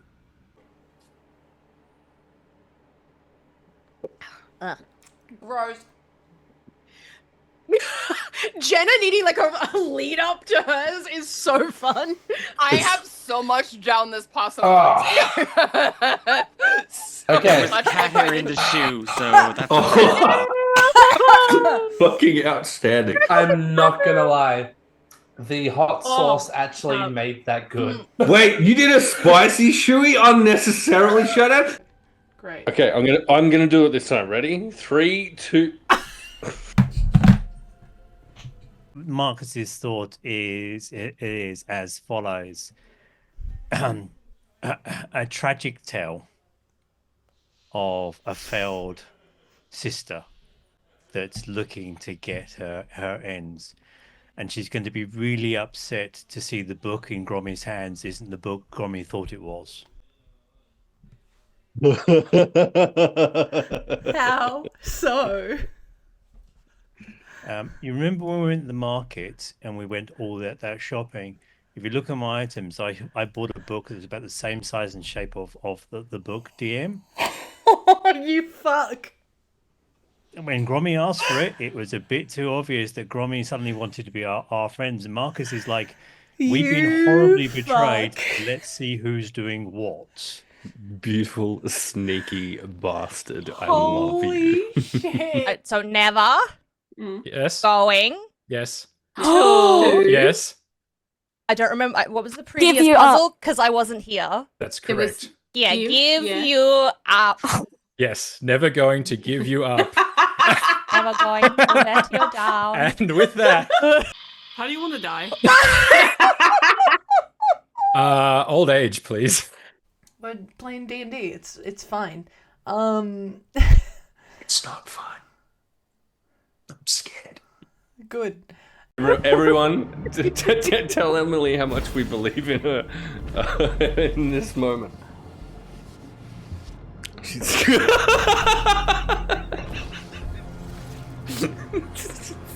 It's the outright giving up. I'm just gonna let this happen a few times before anything else happens.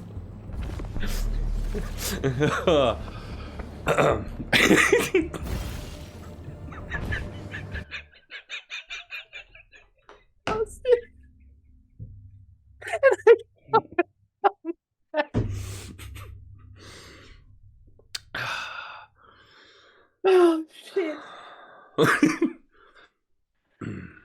You're embarrassing, Percy.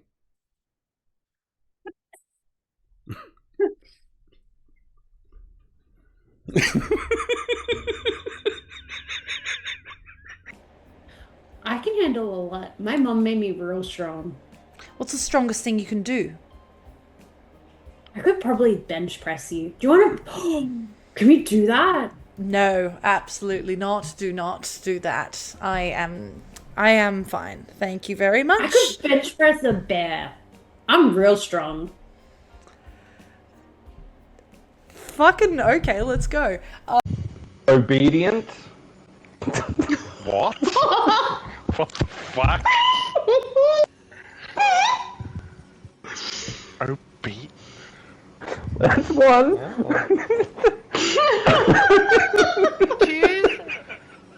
Choose your next two so fucking wisely.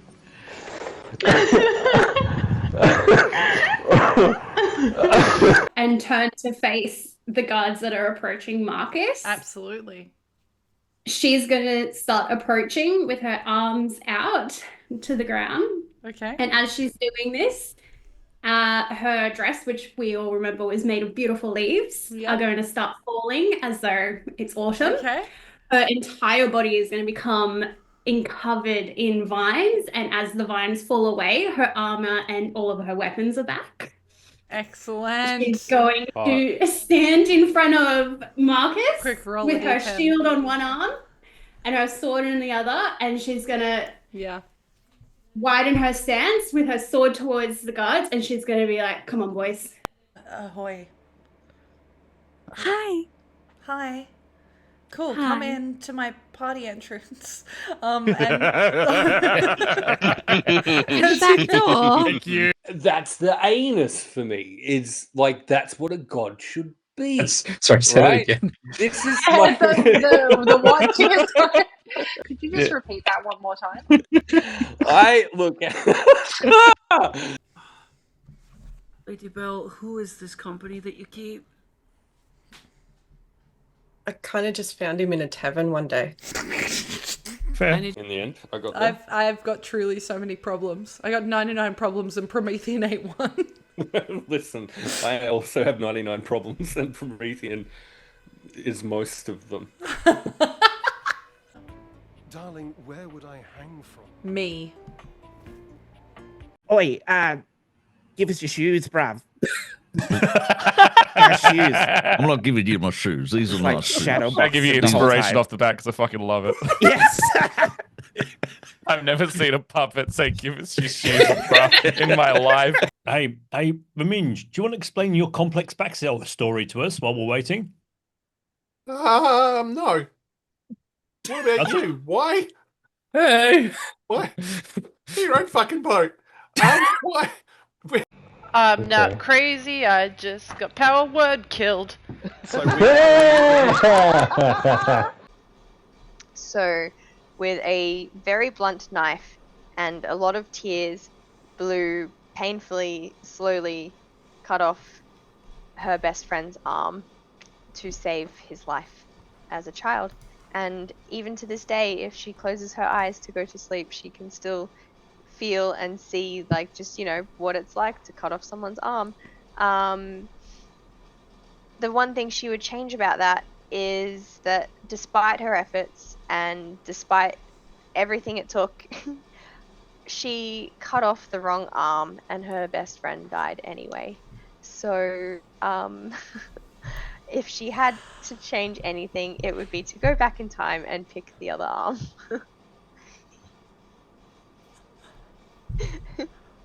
You're welcome. Talk about burying the fucking lead. Wow. Okay, yeah. That. Like, if I had a fight with you and you were trying to convince me to. I just Convince saw you the to what? soup sign. I'm about to soup is such. As I'm like clutching at my throat, ripped apart. The injury's too much. Sink down. And as his life like flashes before his eyes, the last thing he thinks of is the Dragon Ball Z like afterlife, and he's like, I'm coming King Kai. King Kai. This is why we're not fucking friends anymore. Fucking nerd. He collapses. Excellent. Yeah, you're right, buddy. Yeah, I'm good. It's just now I've got to start a tally of of takes times we all make it that to. I've been made to spit by everyone in this group. Wow.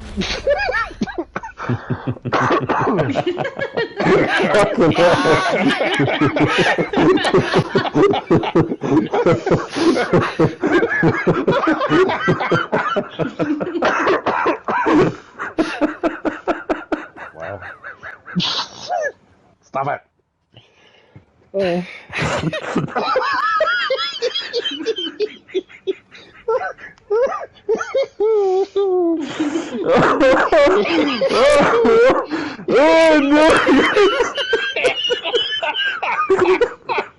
Quick, unload all of your filth here. Which I feel like is a very fitting end to the quotes. Well, you know, there's always time and there's always Emily's man. Hey.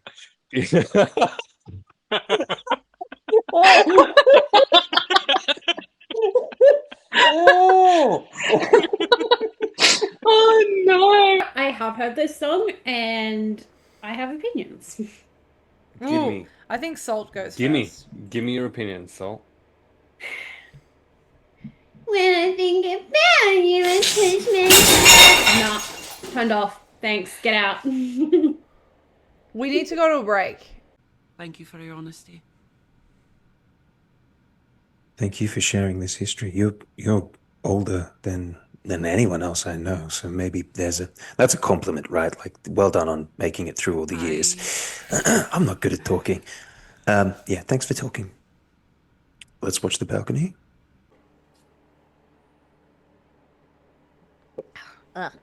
Rose. Jenna needing like a lead up to hers is so fun. I have so much down this possibility. Okay. There's a cat hair in the shoe, so that's Fucking outstanding. I'm not gonna lie. The hot sauce actually made that good. Wait, you did a spicy shoey unnecessarily? Shut up. Great. Okay, I'm gonna do it this time. Ready? 3, 2. Marcus's thought is as follows: a tragic tale of a failed sister that's looking to get her ends, and she's going to be really upset to see the book in Grommy's hands isn't the book Grommy thought it was. How so? You remember when we went to the market and we went all that shopping? If you look at my items, I bought a book that was about the same size and shape of the book DM. Oh, you fuck.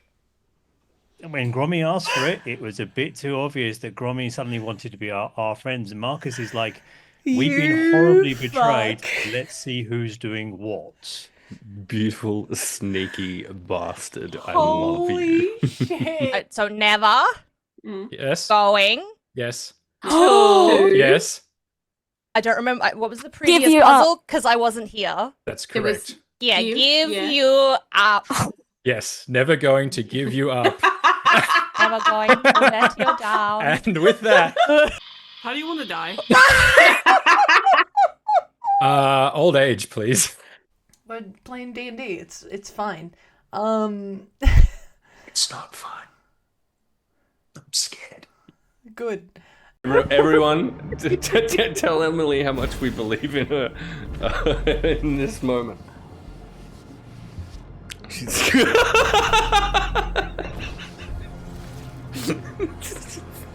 It's the outright giving up. I'm just gonna let this happen a few times before anything else happens.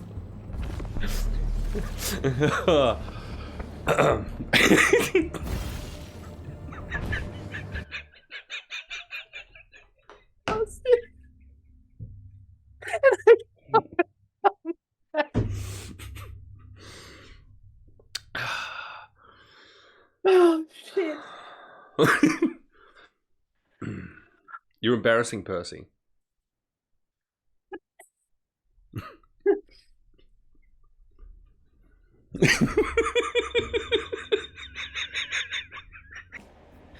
I can handle a lot. My mom made me real strong. What's the strongest thing you can do? I could probably bench press you. Do you want to? Can we do that? No, absolutely not. Do not do that. I am fine. Thank you very much. I could bench press a bear. I'm real strong. Fucking okay, let's go. Obedient? What? What the fuck? Obedient? That's one.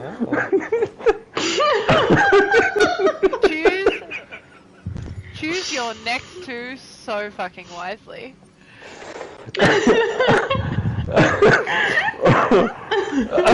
And turn to face the guards that are approaching Marcus. Absolutely. She's gonna start approaching with her arms out to the ground.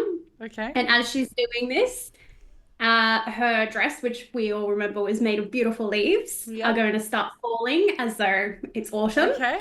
Her entire body is going to become covered in vines, and as the vines fall away, her armor and all of her weapons are back. Excellent. She's going to stand in front of Marcus Quick roll with of her D10. shield on one arm and her sword in the other, and she's going to widen her stance with her sword towards the guards, and she's going to be like, come on, boys. Ahoy. Hi. Hi. Cool, Hi. come in to my party entrance. And Back door. Thank you. That's the anus for me. It's like that's what a god should be. Sorry, say that again. This is like the what? Could you just repeat that one more time? I look. Lady Belle, who is this company that you keep? I kind of just found him in a tavern one day. Fair. In the end, I got there. I've got truly so many problems. I got 99 problems and Promethean ate one. Listen, I also have 99 problems, and Promethean is most of them. Darling, where would I hang from? Me. Oi, give us your shoes, bruv. Our shoes. I'm not giving you my shoes. These are Like my shoes. shadow I give you boxes the whole inspiration time. off the bat because I fucking love it. Yes. I've never seen a puppet say "give us your shoes" bruh, in my life. Hey, Maminj, do you want to explain your complex backstory to us while we're waiting? No. What about you? Why? Hey. Why? Your own fucking boat. Why? I'm not crazy, I just got power word killed. So, with a very blunt knife and a lot of tears, Blue painfully, slowly cut off her best friend's arm to save his life as a child. And even to this day, if she closes her eyes to go to sleep, she can still... Ah! Whoa! Let's do the time warp again. Welcome back.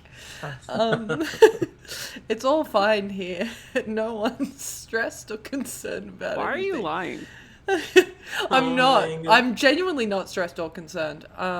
Because I haven't had to do much this session aside from sit here and go, oh. Hey, just tuning in now. Time to find out what happened. You know who I haven't picked on, really? Lachy. Recap the session.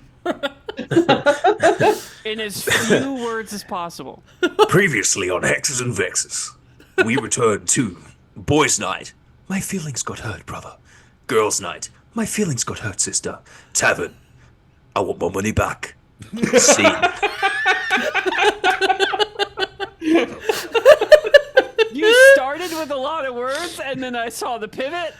Nailed it, man. You landed that Fucking plane. laid Holy the pitch. shit. Let's go. Okay. Slightly longer version of that. The boys went to a trauma house. And The boys were at the Eldervale estate, who was previously inhabited by Brylee Eldervale. I can't think straight. It is just a jump to the left, you're right. And there was a lot of trauma there, a lot of discovery that, you know, Brylee maybe isn't who she seems. There was a lot of fire, a lot of hurt, both emotionally and physically, and then they made their way back towards Group Girly Pop, who were having an organized bar fight that turned into an organized bar fight, but it was actually a standoff between mentor and mentee. And the fight ended because no one really did anything aside from cut off the heels of some boots. And then there was an argument. Iosefka, formerly from the Shadowbinders, who's really evil, is there too. And everyone has now come back together. I will say with that fight, though, definitely took Scarlet down a notch. Hey! Would you say it brought us to heel? Somebody kill Promethean for me, please. What was that? Yeah, she's really on the back foot. What was that? Huh? What was that, Rin? Don't you I do said, it. somebody kill Promethean for me, please. I can't die. I can't die. I'm too pretty. I didn't redeem that this time, did I? Oh, well, okay. Wow. Weird. I've time traveled. Hello. We go Like back. we've done a time warp, Emily, in that case. Again. Harder. I As you wish were. Lachy had more pixels in his camera. Yeah, me too. You get exactly what you paid for. He's a monk. He wish- moves so fast, he's blurry. I wish Locky's watch this trick. camera understood lighting. Ah! Whoa. Not the Titan hands, dude, coming in with that shit. I'll do it again, Sell me watch. some crypto? Whoa. You like jazz? I don't know what he's No. doing. It's confusing me. Can we- The other thing that I failed to actually mention in the full recap was that the boys got really drunk. And Hakari's drunk voice is Christopher Walken for some reason. Anyway. Guys, we're in a tavern. Okay. Scene.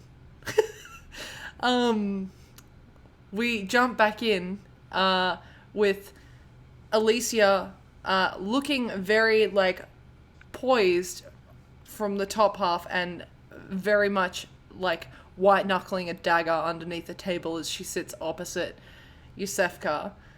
Marcus, Velendar's gone. Scarlet's gone. Hakari's there. Good old Hakari. Velendar will position himself in such a way that he can maintain a view of what's happening with Alicia and Iosefka, ideally within hearing distance, but if the tavern's super noisy, that might be real close. How close are you willing to get? Close enough to hear what's going on.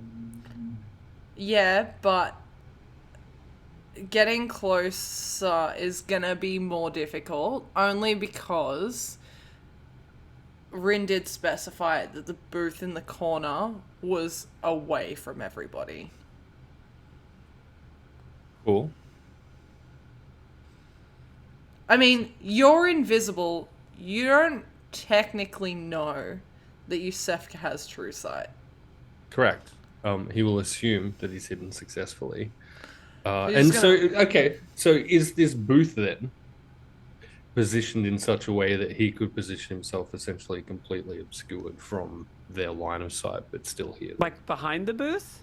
Well, if it's a corner, then I guess that's not an option because You could get into an adjacent booth and stay like crouched. That's what I mean. But he'd want to be in a position that he could maintain his hidden kind of status, I guess. I will say, with your role, you could slide into a booth that's like maybe there's a booth in between you, right? So there's corner booth, a booth, and then you're in the third booth.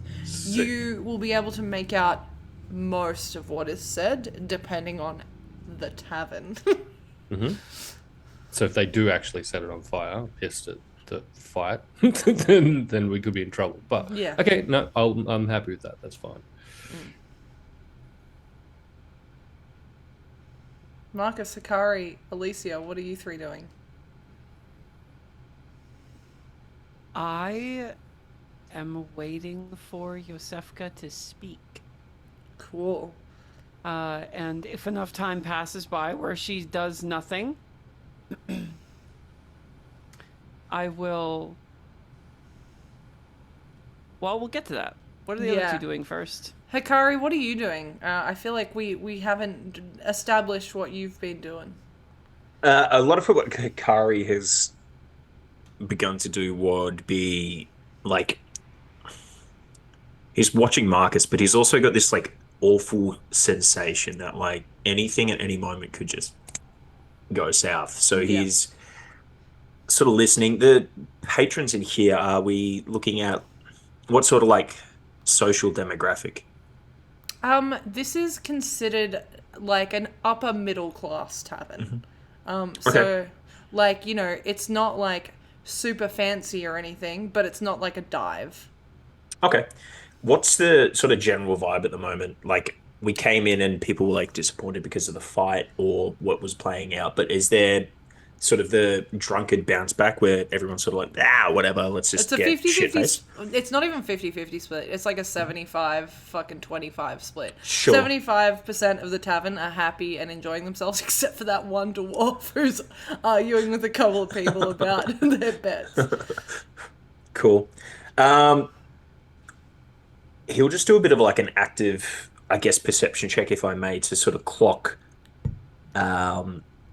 anyone of interest first off, and then pending on that, maybe figure out if there's any sort of other Iosefka supporters here, if that makes sense. Yeah, cool. Can I get you to make that perception check for me, please? Yes. Watch this.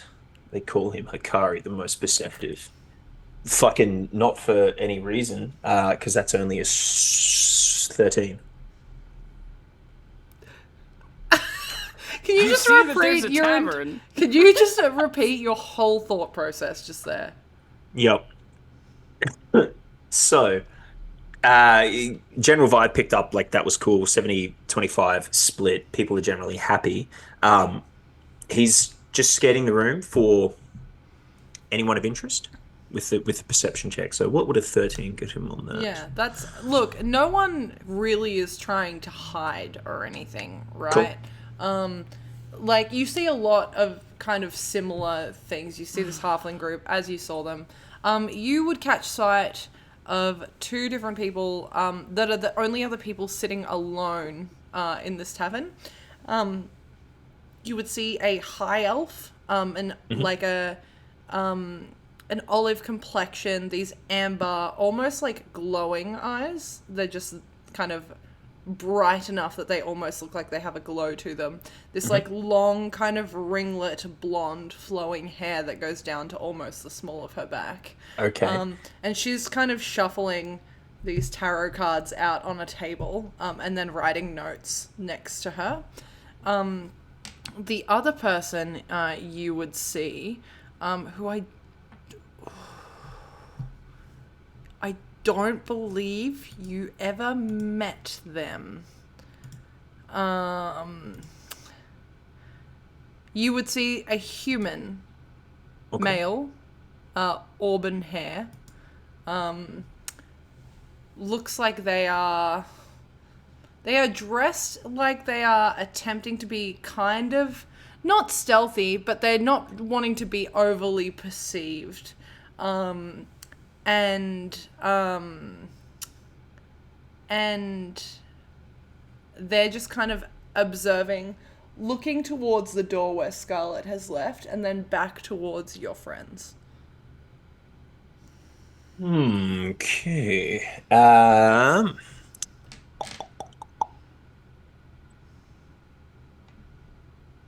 Is Marcus still nearby? Mm-hmm.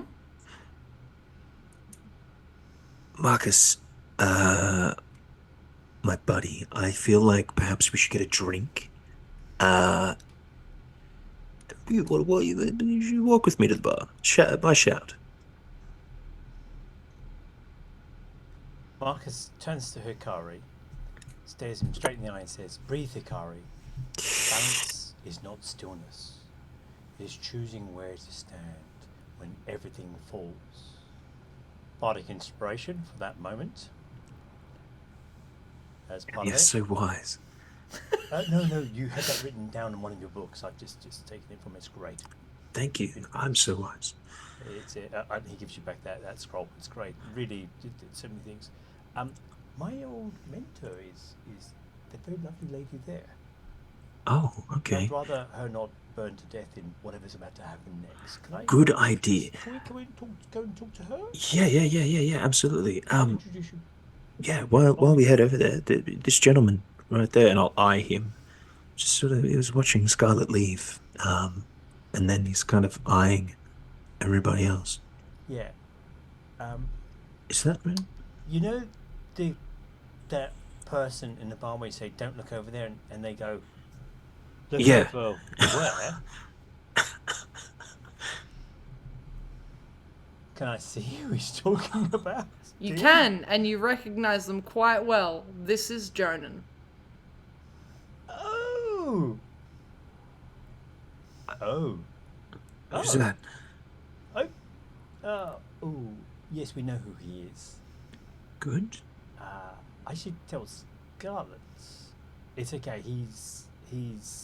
It's complicated. Okay. His sister died, and it wasn't because of us. Well, sort of, it wasn't because of us. It's very complicated. But he's close friend to Scarlet. Okay. I'm very confused. Mental first? I don't know where Velendar went. I assume he's being a good boy. We've got to talk about your phrasing at some point, dude. Yeah, my apologies. Phrasing was wrong, or? No, it's. Do you want to go to the bar, or do you want to go and speak to my mentor? I can go bar, and what do you want to drink? What would you like? If they do chilled milk, that'd be wonderful. Even. Okay, all right. I'll get you chilled milk. That's just ice cold milk. Chilled goat's milk. Okay. In these times, I'm going to stop talking now. Okay, all right. Well, I'll do that. You go over there, and I'll keep an eye on. Was it Jonan? He was there too. Okay. All right. Let's go. All right. Hakari will head off, order the drinks. I want to haggle on the price. I'm kidding. I won't do that to you. But I will pick up a chilled milk and what's like a round of shots for the area we're in? Like cost-wise, or what's the type? What's the type? Are we talking like are we getting vodka? Are we getting like? You're getting Fireball, but it's not like Fireball like in our universe here. Wait, Fireball. Okay. It's a clear liquid, and in the center is like what looks to be a liquid that looks like a fireball, and like smoke rises off this shot. That sounds super cool. Who are you getting the round for though? Just you and Marcus, or like the entire tavern? Marcus, Velendar, and I currently. But if I can't find Velendar, hey man, candles only burn for so long. Hey there, Velendar, what's it like in New York City? Back to Iosefka and Alicia, and I guess Velendar with listening ears. Iosefka will, kind of holding a drink in her hand. She's not looking like she's waiting for you to speak first, Alicia. But she is kind of...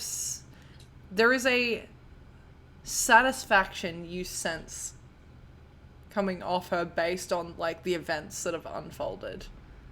And she says, Well, maybe I shouldn't have placed my bets on anyone.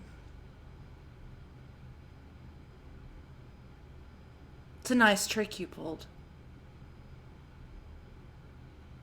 What, the disguise? Or... Yes. The cutting her down to size? The disguise, mostly. Yeah, well, you know where I learned it from, eh? And with that, I'm going to pull the dagger from my hip, flip it around, and place it on the table. Then pull the other one from my other side, flip it around, and place it on the table. She, like, holds her hand up and just starts kind of playing with this ring on her finger. You can take that off, I think. Right? I don't think I will. Well, then we don't have much to discuss, do we? Well... You clearly need my help. Our help. So if you're going to talk to me, it will be on my terms. Put the fucking knuckle on the table. You're right. I do need your help. But... I think you all need my help more than I need yours. Considering... how much you still don't know. Also, what you know takes time and a little bit of effort to figure out, to be honest. You're alone. You have no one. Your whole organization gone up in smoke. You're right, I am alone. And that's why I think I'll keep this on. Because while I'm alone, you have all these little birds hovering around you. Some of which I can't seem to lay eyes on. So until I can, I think an element of self-defense only is fair. You think you need that to defend yourself? That's laughable. Even for you. You must be really on the back foot if you need that to keep you safe. I know what you can do. And yet, even still, you must be desperate. Need is a choice of words. But... Oh, sorry. Assurances. You don't get to where I am without them. See, if I recall, you probably could have been in my position. So weak. But I prioritized other people over myself. And look where that turned out. Look where you are now, Alicia. The glamour of this tavern.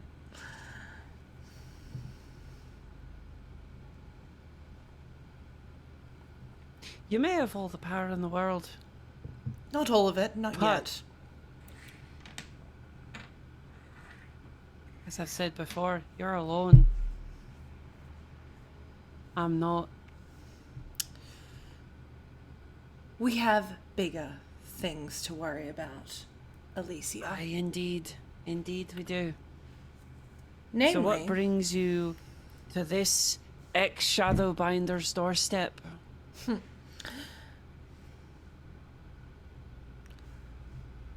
The recipient of the book. But you don't... Right, you said you don't have it. How the fuck did you lose that? Sometimes you enter bad business deals. Oh, you got fucked. You had done did what you did to us. Done to you. It's really interesting. Because from my perspective, this surge of energy rippled across Damada, and something changed. And I can't help but wonder who would be reckless enough to impact an entire world, likely for their own gain. There's a couple of people I could come back to, but somehow my brain just kept coming back to that darn little crow. Right.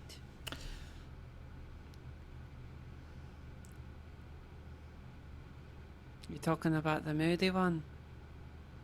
You could probably all wear that badge. Touché. Except for that one. And she points at Hakari.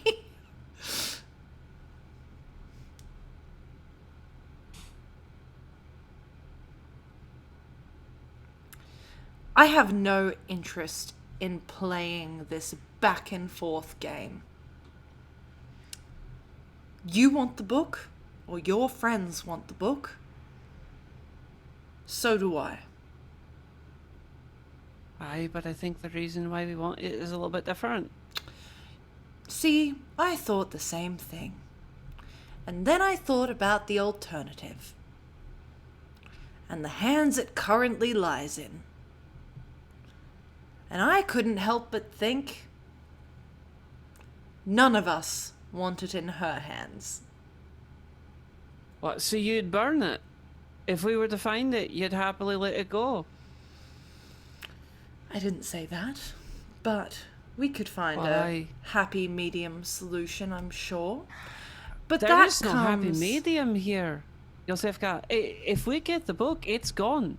I don't think you really understand what you're doing with it, even all to this day. I don't think you understand the power of the original gods and how much better this place could be ruled beneath them. What if you had it?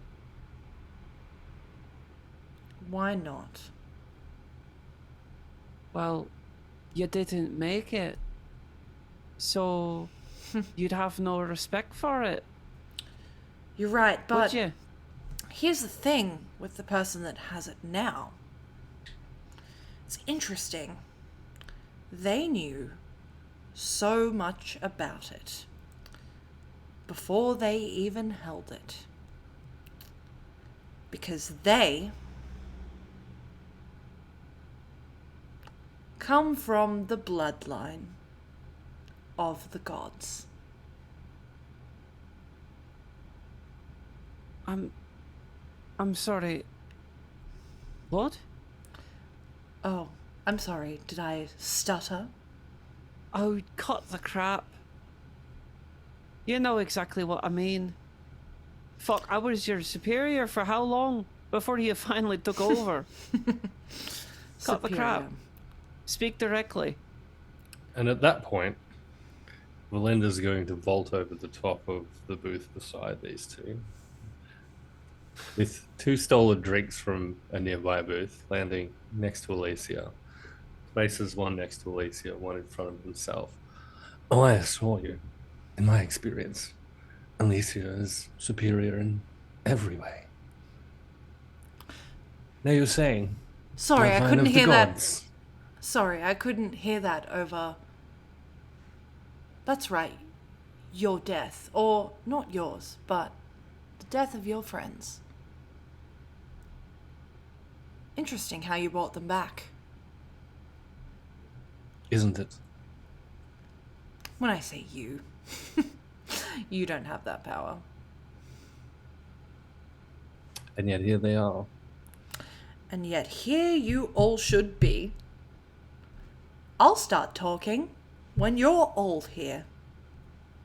And she downs the rest of her drink. But you were doing so well. You've had eyes on all of them now. Aye? Put the knuckle on the table. You're right, but I just would feel so much more comfortable.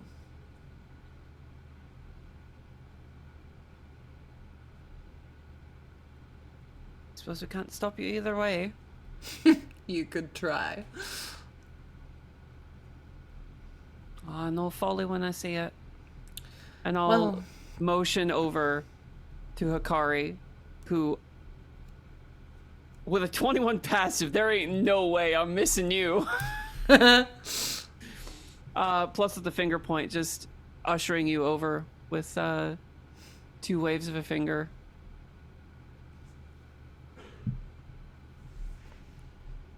Oh, Hakari will head over. You're holding your fireball shots. I'll be a second. I'll head over towards Marcus. Don't mean to interrupt. Milk? Yeah, I gotta go. Yeah? You okay? All right.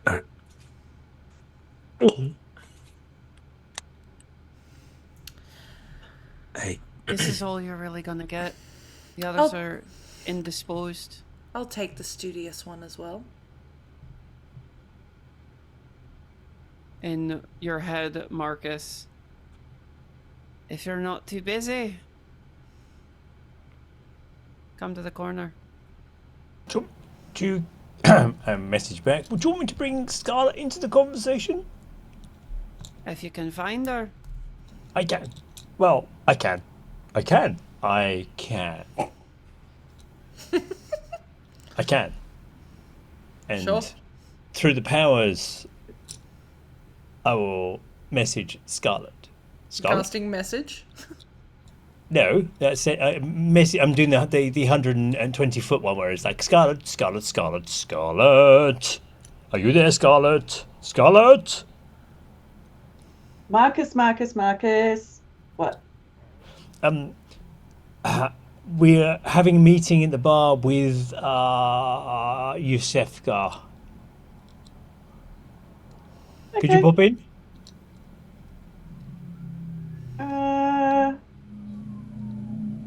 Sure. I may occasionally grab your leg if I'm sitting next to you, given, tried to kill me as a baby and all that. Kind of don't feel mostly comfortable around her. Just don't worry, I have an escape plan. It's not a very good one, but it's an escape plan. And back to Alicia. Be over in a moment. Just wave at Luna like that. Sorry, back in 2 minutes. Like that. 2 minutes, I promise. And Scarlet was just outside the door because, she doesn't have shoes on, so she wasn't going very far. Good. She just didn't want to be in the room. Yeah. Pick up Scarlet's boots and the heels, and I walk back to the booth with the heels and the boots together. Good. Are you all reconvening at the booth for brevity? Yes. Excellent. Can I do a roll to see if I spot Jonan on the way? Yeah. Roll a perception check. This is where I get a 1 or something. La la la la la. He And I probably did. I would got a have 1. approached if everyone hadn't separated the party. I rolled a 1. Don't notice. And as Scarlet, as you will pass, and you never guess what. During your fight, Jonan was there too. Really? I hate it here. Nothing gets past me. Well, us, mainly Hakari. I think someone should really make a shirt with Jonan was there too. Oh God. I'll get my darning kid out immediately. At that one. As they're on the way over. So what did you have for all of us? You want to work together, or you want to travel together? Because that sort of shit ain't happening. I trust you as far as I can throw this fucking building. Which, I don't know if you know this, I can't throw the building. That was Emily. I trust this one more than I trust you. Velendar briefly regrets his claim that Alicia is superior to Iosefka in every way, as he sits there silently. Once you are all seated at the booth, she will take the ring off and place it in front of her on the table. But both of her hands are placed either side in plain sight on the table also. And to be clear, this is the ring that paralyzed Tybella. Yes. Correct. Yeah. Reciprocate in kind and put both of my hands folded in front of me. In plain view. I want to be so clear. I don't want to travel with you. Nor do I really want to work with you. But our alternatives are the person that currently has the book gets their way. And what is their way, exactly? Feel like I have to explain everything. First of all,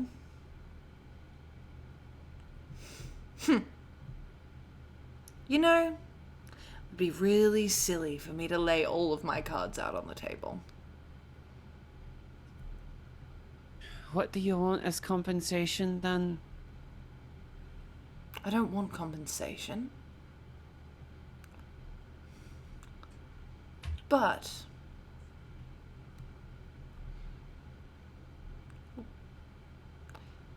if we're going to stop... Her real name is Callista. Then I will need to know what you know. In return, I give you what I know. A quid pro quo. Sure. Ask away.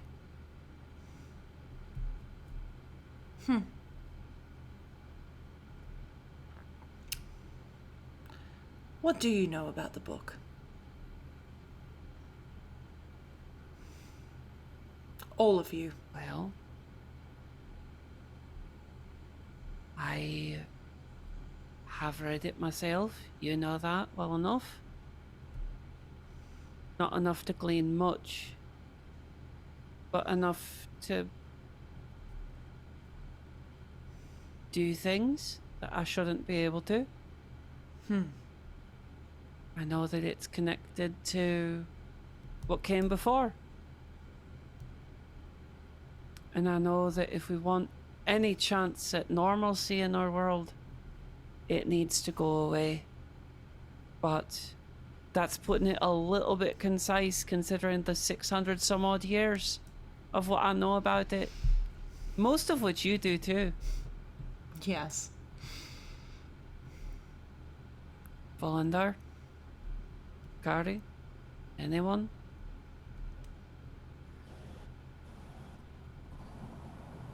Oddly enough, I have a slightly and completely contrary view to Alicia, to the book itself. It seemed to be scribblings by the arcane chapter, their kind of notes, more like cliff notes of how it was, and the ring that you've Carlos, got in your Barnabas, yes, Yes. Blue, all of them, yes. Yes, something about left and right, very confusing at one part of it. It's hard to Yes, translate. that was Blue. Ah, yes, they're right.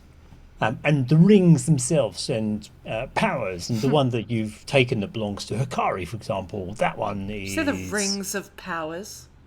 No, the rings that have powers. Not rings of power, that would be strange. But the ring that you had, the teardrop one that you took from Hakari, had powers to it. Okay. It's... Marcus, it's less that they have power. It's more that there is a divine energy in them. Which... Just the stone. Which... Transparency, Velendar, that's why I wanted your ring. Because then I could ward against the gods themselves, but... That's neither here nor there at this point. Why would I want to be warded against the gods? How will that help me kill them? Depends which one. Because... And that's exactly the point right there. Which is an interesting point. First there were 2 gods. Now there's 4. Technically 5. Technically 5. Technically 2. Technically 3. With Loth being knocking around. Technically 3. Lolth, barely a god. That being said... Queen, really. She's making a name for herself. And that's what you want to do. Presumably, right? I do not want to be Lolth. How pathetic.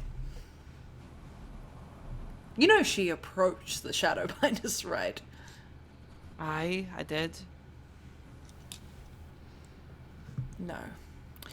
Here's the thing. First thing you all need to know. Callista. It's just Callista. No Brylee, no Narcelia. Sorry to break your hearts. And she specifically looks at you, Velendar. It's really cute, the way that you tried to make that escape. Funny, Callista, Narcelia, was in on it the entire time. Oh, Crazy. I know. This isn't news. You're lying. Roll a deception check. I'm not lying. I did more or less said the same thing to Marcus when we left.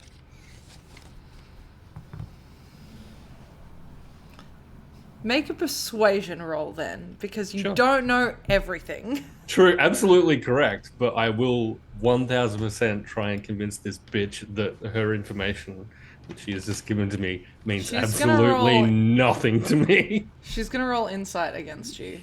Okay. I know that Rin knows this character sheet as well. It's not a lie, I guess, is the thing. It's... So do I have to roll? Yeah. It's 11. Cool. With a 34, she beats you. Mhm. Do you want to try that again? Oh, what I meant, it's not recent news. You're not... But the pieces of the puzzle are all there to see, you know? Callista is a... That's new. Cute name. Her birth name. A descendant of one Carlos Sandres. Hold on, he's supposed to be dead, and we found out not too long ago, less than a couple days ago, that he's still alive. Something brought him back. Velendar will snap a look over to Alicia, then just like stare into her soul for a minute. What, you think I know anything of this? I met the man for all but a couple of weeks. She might not... Why am I copying your accent? She might not have known, Alicia. You don't just blather out information like that across a tavern table. When we're in the situation we are in, we kind of need to, Velendar. Like it or not, this is our best bet at actually progressing forward. No. So, I'd agree. A little bit of withholding information is important, of which I have. But also, what other choice we have? Seems like your choices are slim. Go on, Scarlet.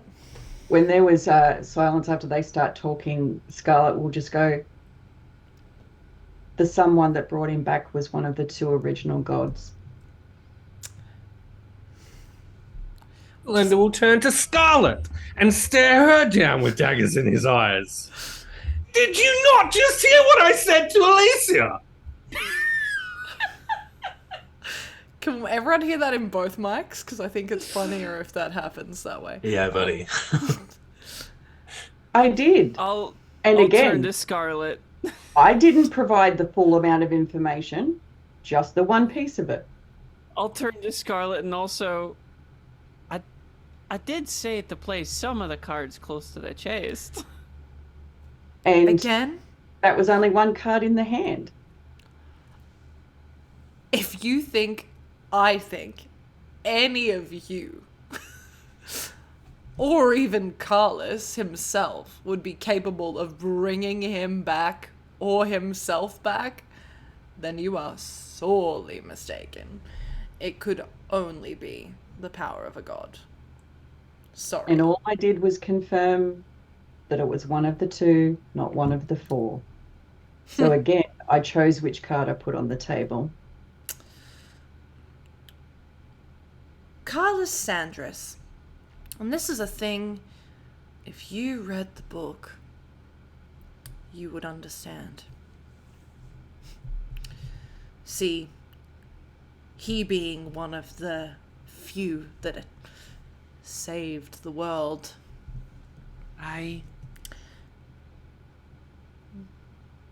was probably the most intelligent of his companions. He made Vespera, the god of rest, make a blood oath with him as Damada fell. The second he did so, the blood of a god ran through his veins. And so every little person that came after him and his wife, their children,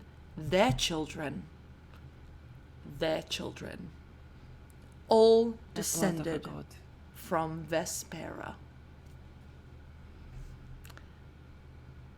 Until Callisto, who, with no one else, found a refuge with the Eldervales. The Eldervales so desperate for a child that they just accepted her. She changed her name, her appearance, and invented persona number 1. When she was done with Marcus and the Eldervales, well, during, she met the Cord's Edge, weaseled her way in there as Narcelia.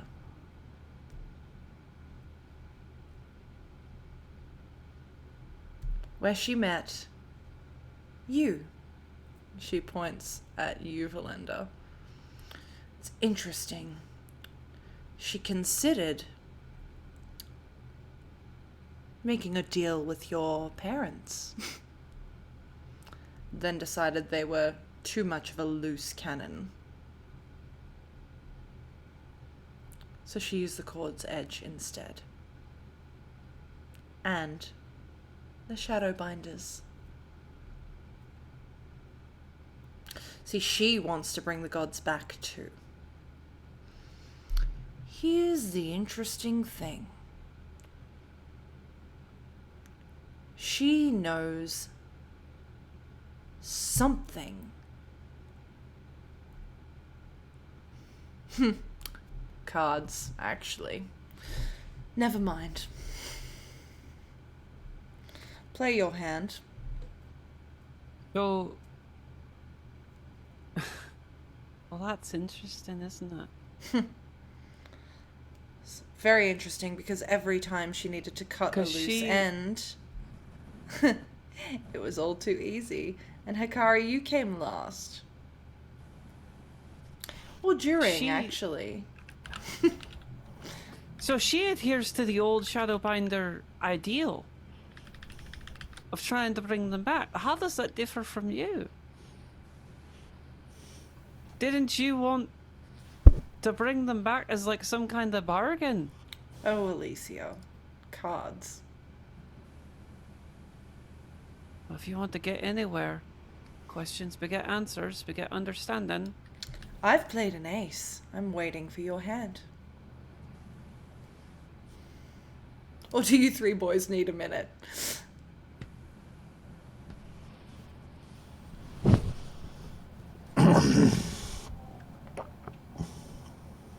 It's interesting. She told me about when she approached you, Hakari. Specifically, immediately after I killed her. See, that wasn't the plan. Well, it was the plan. But there was something about the idea that cutting that cockroach's head off just made me smile about. Are you trying to goad us here? No. Okay. What did she say about when she approached me that was not part of the plan? Or was that not intentionally an ace falling out of your sleeve or something there? No, you were just very easy as a companion. That's good to know. See, you helped her kill off the Veil Keepers. The thorn in our side, which thank you, by the way. And she looks at you, Velendar, as well. Here the last one's gone. Again.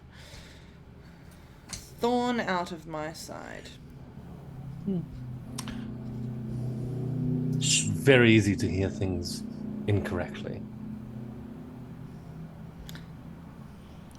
Maybe so, but it's also very easy to hear about someone's hand being thrust through someone else's chest, particularly when Lolth and her disciples like to brag. Plus, as far as I'm aware, dear old daddy of hers is still imprisoned with Mummy. So, Tybella's dad will just rot away in that prison. So, alright, you want to talk about aces? You want to talk about cards? Here's one for you that I think will get a little bit of a barter. Amaryllis is back. I've heard. And do you want to know why? Your whole organization is gone. It's disappeared. That much I'd noticed, thank you.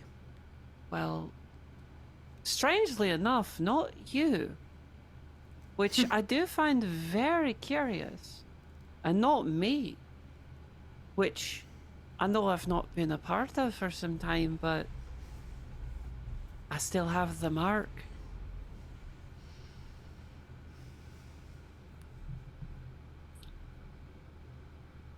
Go on.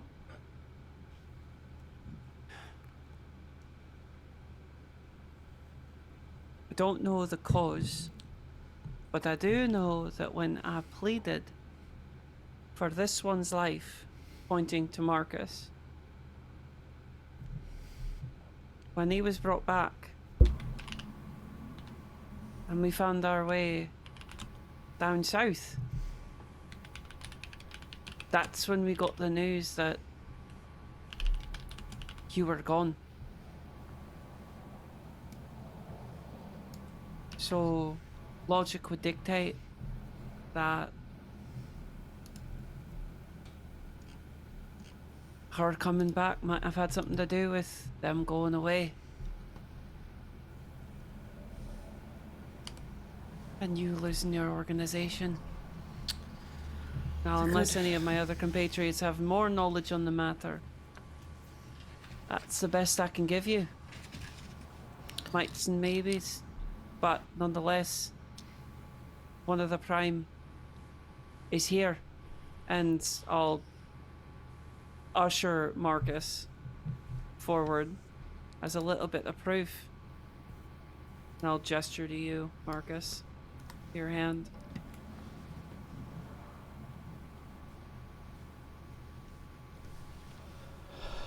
Marcus looks around the table. He's struggling to breathe, but attempting poorly to hide it, and looks directly at Iosefka. You seem to delight in your words, and I feel truly saddened that that's your pleasure in this time. What do you actually want? the book out of Callista's hands. Okay. That's it? See, here's the thing, Marcus. Say what you want, all of you, about Amaryllis being back.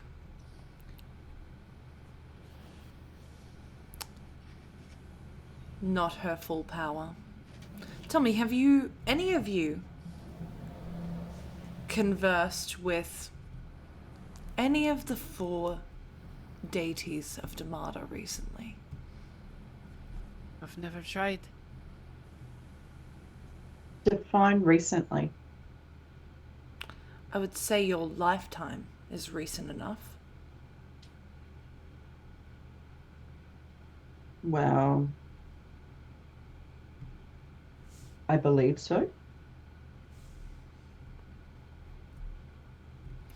I didn't talk back. Anyone else? Why do you ask? Why don't you answer? Cards and all that, right? I'll play mine if you play yours. Ladies first. Age before beauty. This is timeless. This is getting rather tiring as parts. I've met a number of gods, if that makes you feeling better, including Loth. Does that help you in any way, shape, or form? Yes. What do you know of the history of Damada? Genuine question. Yes, and I can tell you what I know of. There was a cataclysm that was caused, and the only information that I have that has been left was the information that was in the book and stories, and most of it was stories. However, I understand recently that there was a struggle, and I've read part of the book. I don't claim to understand it, and unfortunately, it was rather rapidly taken away from me by your good self. So I never got the full chance to read the rest of it. I was just trying to learn and understand. So rather than, why don't you give us your version of it, since you seem to have read the book intimately? Let me give you the abbreviated version, because you can say that I've read the book intimately, but the book takes time to decipher. 2 gods. Gone. 4 gods. Appear. No one knows how, right? They were just here to watch over this plane of Damada. And all this corruption in the land. Well, the one clear thing that I know to be fact is that Amaryllis and Vespera were lovers. They formed, well, Amaryllis formed Damada herself, but decided to bring Vespera into the fold. Amaryllis grew bored of her creation, decided she wanted to destroy it. A blip on the radar, I guess. And so these 6 heroes attempted to stop it from happening, with the help, of course, of Vespera, who didn't want to see her lover or co-creation fall. Vespera asked for a sacrifice at the end, when it was clear that even these heroes couldn't stop it. She asked for a sacrifice to attempt to heal the lands. Alicia, you'll remember this. It should have been a full-blown cataclysm, the end of the entirety of Damada. Either at the hands of Amaryllis, or a healed world at the hands of Vespera. But here's the thing. These 6 heroes couldn't decide whether all of them would sacrifice themselves or some of them. And so it was a nice 50-50 split. 3 of them sacrificed themselves. 3 of them did not. And so, what do you get when something wants to heal or destroy itself? Well, you get 2 gods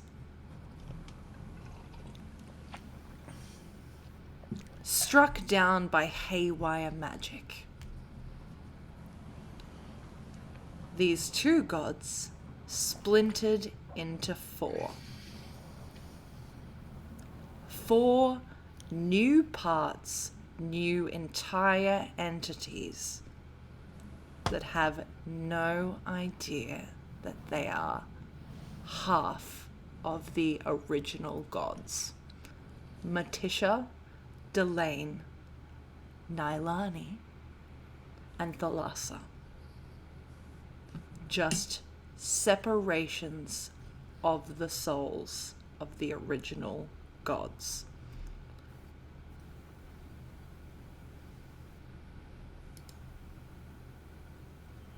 That corruption you see, or haven't seen, in Ascendus, Sediva, bleeding into the border of Maluhia now. Every time you try to reform those souls without properly understanding what you're doing, that corruption bleeds, which is why I don't make those moves until I know what I'm doing. And so you're saying that you want to bring the other 2 back in the same way that she does, but you don't trust her to do it correctly? Is that it? That amongst other things. And that what you if think we're you're gonna... playing hands, it sounds like she wants to be a caveat for the god souls. She wants to allow her ancestral god bloodline to inhabit her mortal body. So she wants to take the power for herself? Correct. So what, reform Amaryllis and then what, she's left with the other half? She wants to reform, well, she wants to reform Amaryllis, but she wants to be the conductor for Vespera. She wants to take her spot. Right, no, I got that.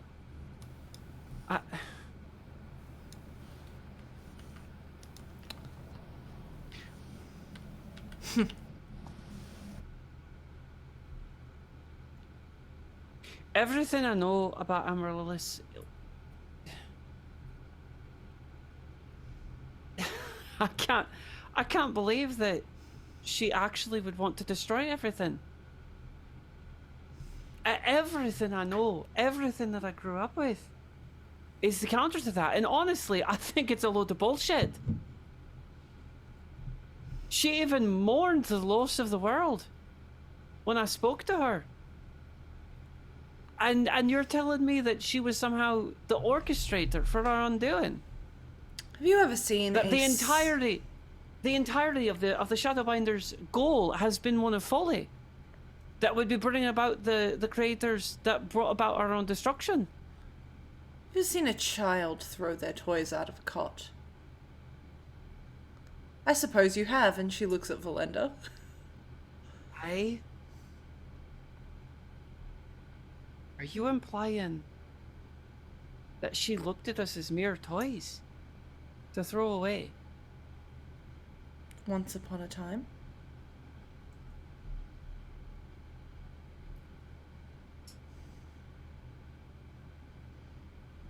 one more card to play. She does look at you this time, Velendar, and there's like a shift between taunt and sincerity.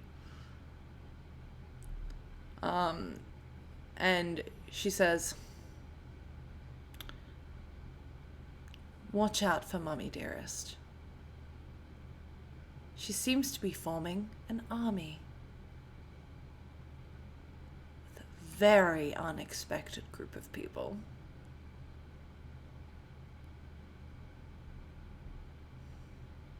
A sideways grin will form then on Velendar's face with that. Well, I appreciate the warning.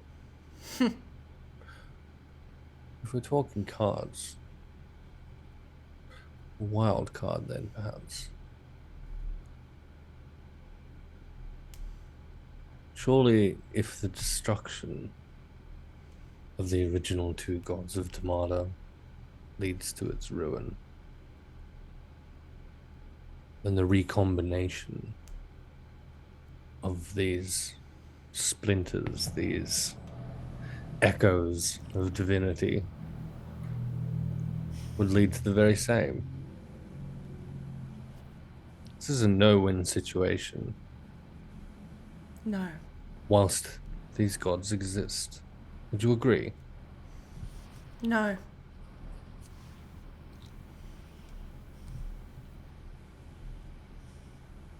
The simplest solution seems to me a very clean one.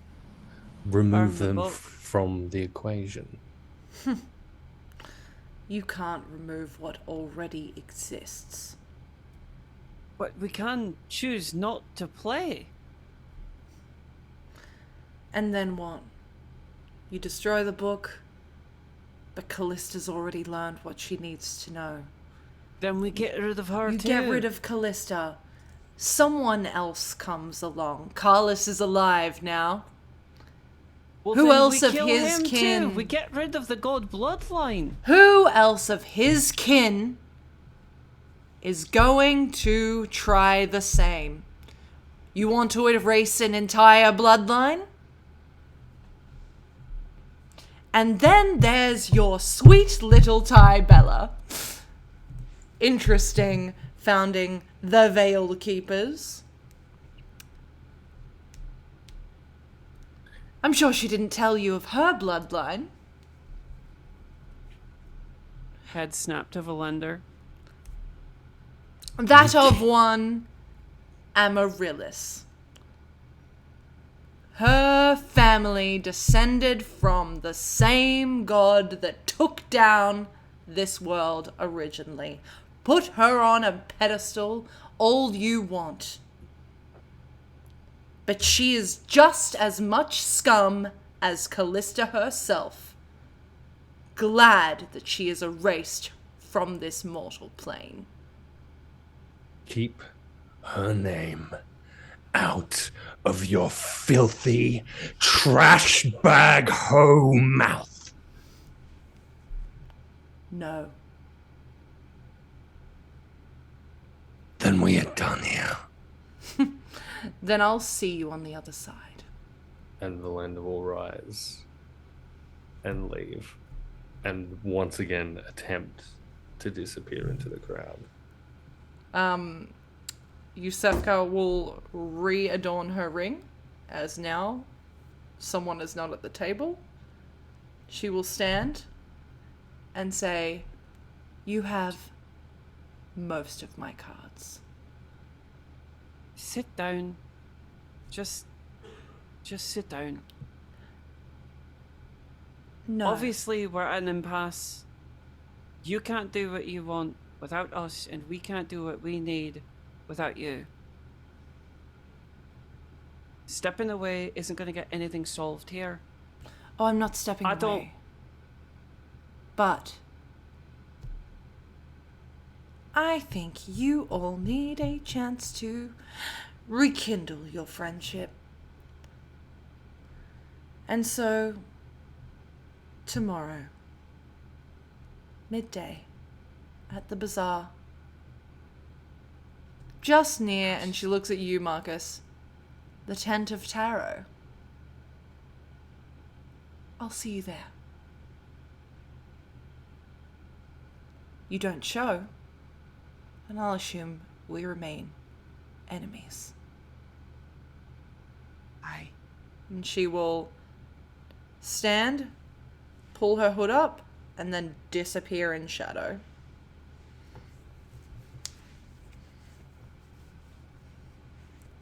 Hands to the face, elbows to the table, slumped over. Fucking goddamn it, Velendar.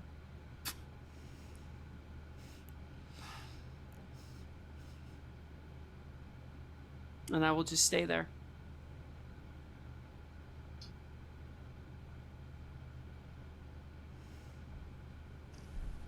All of you but Velendar sitting at this table. I'm going to get a goat's milk. We're back in a minute. Anybody else want something? Anyone? Anyone at all? Yeah. Yeah, I'll have another fireball. That'll be delicious. Marvelous. Do you want- Scarlet? No, I'm good. Do you need a hand with this, Marcus? Yeah. Well, yeah.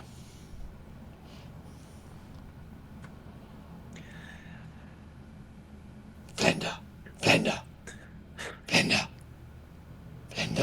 Are you just whispering into the air and hoping? Does he understand hand signs? Okay, I don't know. Velendar. Did it work? I don't know. That's the problem with him. I genuinely don't know Totally when up to he's... you, Pro. I genuinely don't know. I'm going to go up to the bar and order something. I don't think calling it like an hour is going to work. It could do. Shit. It's a bar now. It's not a tavern. I think now. it's Fuck. reasonable enough to say that, like, with your movement and Iosefka moving not too far after you, it wouldn't be out of the realm of disbelief to understand that she's gone now. Yeah. I know she shadow stepped away last time. Oh, no, that's sorry, fine. I meant Velendar specifically. Oh, sorry. I think Velendar will have exited the building. He's going to need some space. Cute. And his first inclination would just be to do a habitual little wander around the building. And if he finds a particularly drunken tavern patron wandering off into the night, then he'll probably follow them. You gonna shank a random patron?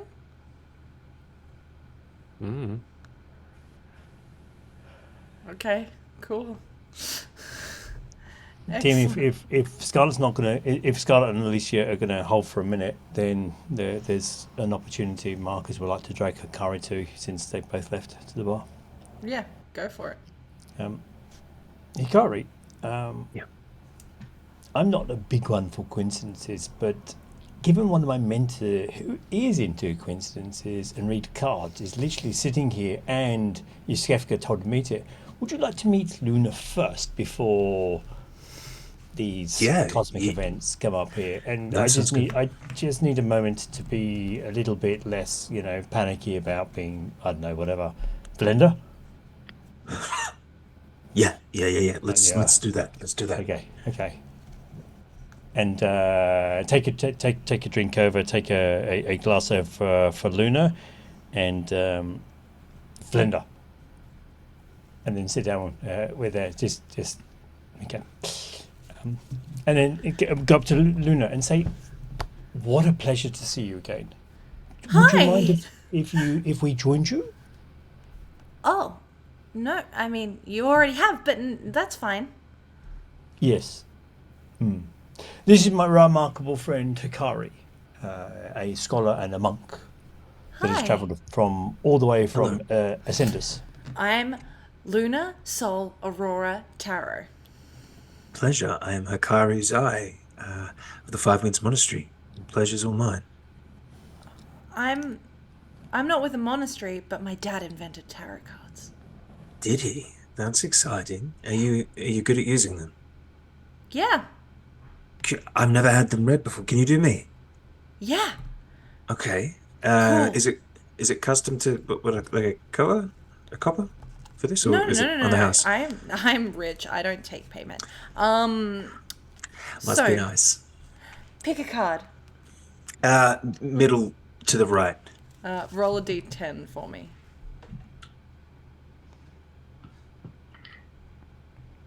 Five. A 5? Yes. Excuse me, let me just get my little cheat sheet up.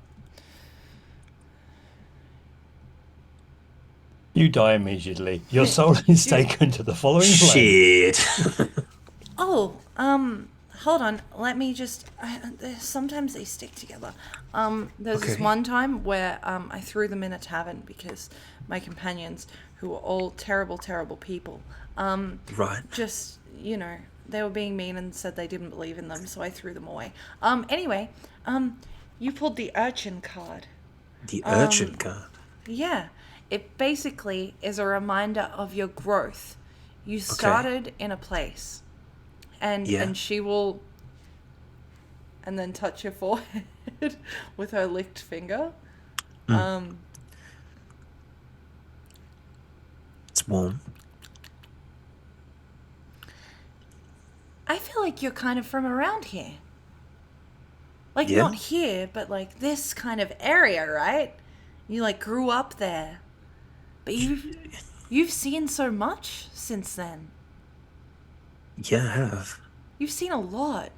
And I feel like it's changed you. I think it's taught me that what true balance is, I guess. And I think it's taught me what, the gravity of a promise and how heavy that can be. Well, the thing with balance is, right, is that you have to have a center of gravity.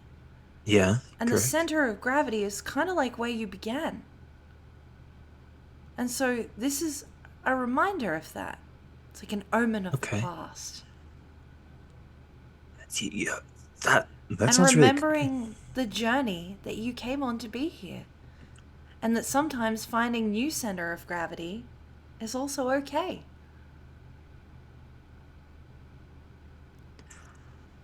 That's touching. It doesn't feel like I'm keeping my hands to myself. Well, yeah, you are. I mean, the lick to the forehead was a good. Did that help? Is that something that always? Okay, good. You have like a the saltiness of Maluhia to your skin. Thank you. I think that feels like a compliment. It's good, and I think you've got the effervescence of wisdom in your skin. Thanks. I come from a totally different plane. What? Yeah, I came here through Portal when I decided I hated my old world. Anyway. Hey, that's cool. How are you finding it here? I've been here for so long, I'm an elf. Cool. I'm a genasi, I think they call us. Yeah, I've seen one of you before. Really? Yeah. That's cool. Like, I know we live a bit longer than humans, but not as long as elves. Like, yeah, can you do any cool elf things? I'm totally gonna outlive you. What? Well, you probably. Yeah, no, totally. No one wants me dead. Marcus, what an is there ominous thing to say? Marcus, is there anything I can help you with?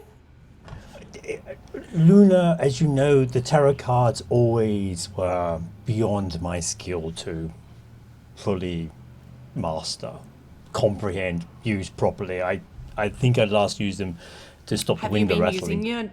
Wow, that's disrespectful. Well, but it was disturbing my flow. Then and the candles were. You should have just bathed them in moonlight for a couple of hours. Yes, we did that. We did do that. Velendar. Oh, he would have told you that I did that. He's here somewhere, but I can't see him. He's here somewhere. Mystery. Yes. You have other friends, and Luna will point at them as well. And Yes. Alicia and Scarlet, you'll just see this blonde pointing at you. Scarlet, you've already spoken to her. Yes. Marcus, last time I met you, you didn't really have friends. Well, depends this is how cool. you. Yes. Well, friends, yes. No. I have a curious challenge with friends I've just discovered very recently. You haven't heard of someone called Callista, have you? No. Just worth it. I just again, you know lots of stuff. You've talked to lots of people. Do you need a cleansing? I need a lot of things actually. Advice would be really good at this point in time. So you've travelled an awful lot and you've done adventures. Yes? Oh yeah. I mean, And, a lot of the time, most of it feels like it was just a dream. Yeah, I know. But you understand being caught in fate's grip.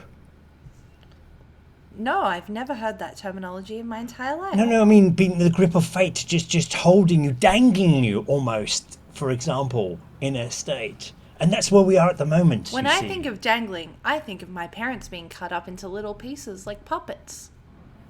Yeah, that's... You'd probably quite like Velendar, as it happens. Well, no, because they're back together now, so it's fine. Okay, that's... I collected all the parts and put them back together. You definitely like Velendar. At some point, we've got to introduce the two of you. Genuinely, I think you'd be great at parties together. Great. But any insight you can provide or any help in this epic end of the world type event that we've done, you can see the lovely Alicia. End of the world. Wouldn't be the first or second time. Are you asking me to read the cards? Is that what you want? Well, that'd be marvelous if you could. Easy. Pick a card. Certainly.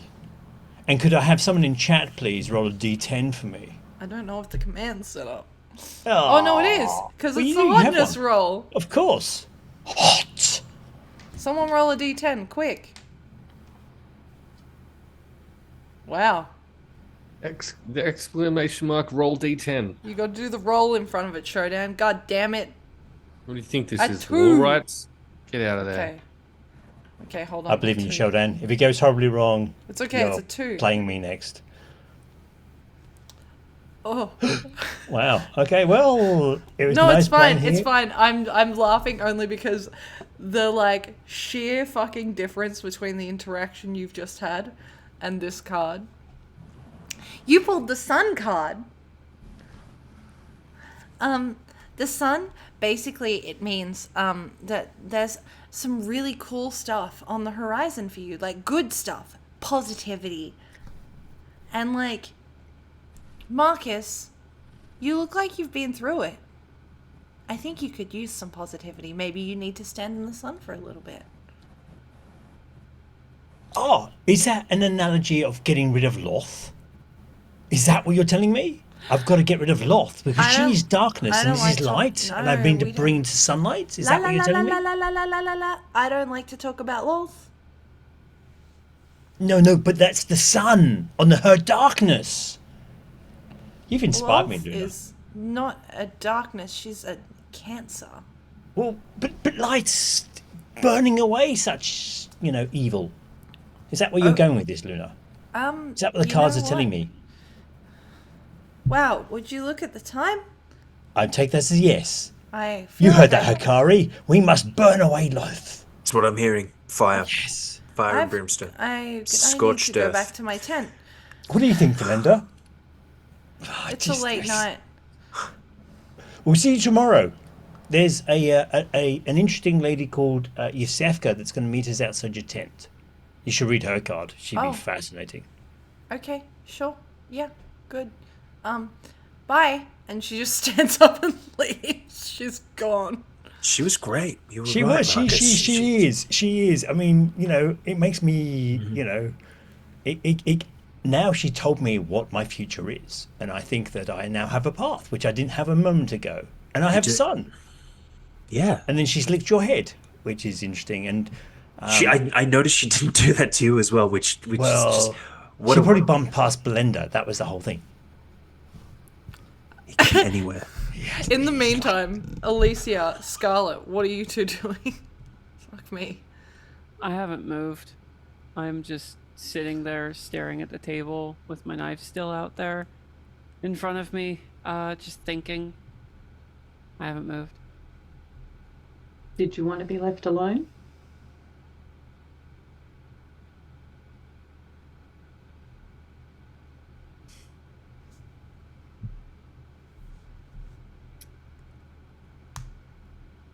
I think you need to go get yourself some new boots.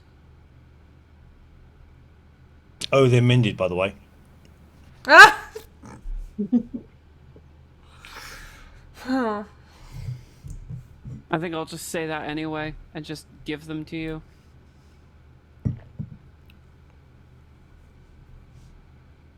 I didn't mind destroying the reputation of that character. I don't need her anymore.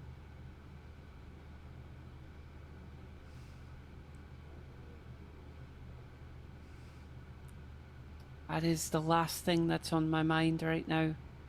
I know. I'm kind of just trying to give you a little bit of distraction. Sometimes people process better if they're distracted a little bit. And... Yeah, not me. I've been distracting myself for nearly 500 years. Yeah, very cool. I think what I need right now is to know that all of you are going to be okay. Should the worst come to happen. I can't assure you of that because I don't think we will be.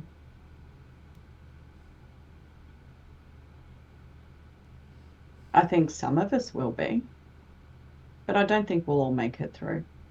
Scarlet, grieve the future in the way that you want to and leave me to grieve it the way I want to.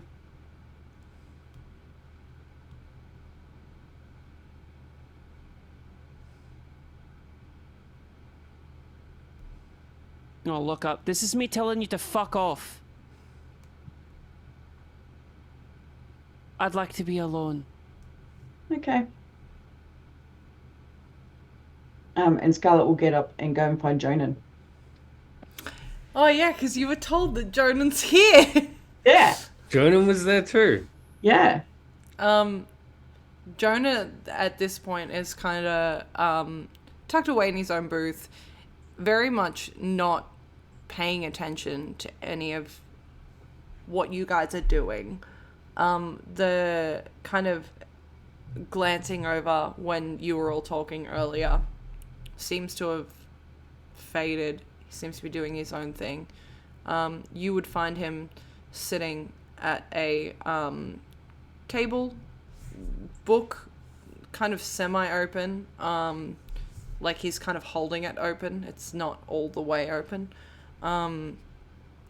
He'll look up when you approach.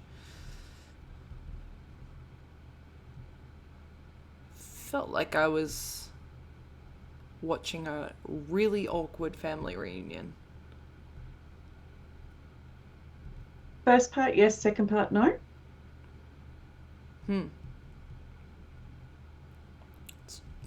mean, regardless, it's good to see you. Coincidence, or are you here for a specific reason? I heard that you were all heading this way. Oh. Okay. I mean, you are all pretty loud with your actions, you know? Yeah. The way I view it, most of the people who want to cause us harm are powerful enough to find out where we are anyway, so. Tamara, it's a small world. So, what brings you here then? Please tell me you are not here traveling with anyone that I would like you not to be traveling with. No. Okay. I'm alone. I don't know, I just thought it was time. Maybe. To just check in. Looks like none of you are dead, so that's good. And would be kind of the response with that. Yeah, I mean, you know, not currently. Let's keep it that way, I guess. What have you been getting yourself into, though? Because I know that you were looking into things and investigating things and... Just trying to get Astron's body back, mostly. Really tough to break into a palace by yourself. Rayella may, I don't know, now that she's queen, She may Because just she framed you all for the... Well, her Framed. original Yeah. plan was to frame you all for the death of her sister, right? Yeah. It's okay. My sister's corpse took the blame. Well, now that she's got what she wants, she might be more open to releasing it. I doubt it. Do you need us to do a heist? Is that why you're here? You want us to do a heist? No, I think I'm just here to... I'm just here to think about anything but that. Okay. Although, corpse heist sounds fun. Do you want to just get drunk then? That's what I usually do. So, game on. And Scarlet will go and purchase as many jugs as she can carry. Excellent. With I feel some like you glasses. could feasibly carry at least 4. Yeah. And some glasses in there somewhere and bring them back over to the table and basically just slam the glasses down and go, right, let's go. Excellent. But if any fights start, we've got each other's back. Deal. Although you better fight. Oh, I will fight this time because it's not someone who is pretending to be someone else trying to test me. Do I hear that? Probably. Well, yeah, probably. If you're actually, if I you're throw still a spoon at your head. Duck out of the way. Oh, I'll fucking roll the head. If you can dodge a spoon, you can dodge a ball. Corpse 21. size sounds like a tooth. Fucking hell. Just 21. Yeah. It'll do the same amount of damage as an unarmed strike. Alright. Wait, you're a monk, aren't you? No, Me? you're a druid. Me? Yeah, what are you? Just keep Ranger. making up You're a everything. Just ranger. go through the classes. Fuck. You're a sorcerer, Listen, Harry. You'll I've get got so many character sheets open in front of me right now. It's You're just a regular man, overwhelming. Harry. It's 2 damage. Alright. Just piff it at the side of your head. 2 spoon damage. With no cuddle that comes afterwards.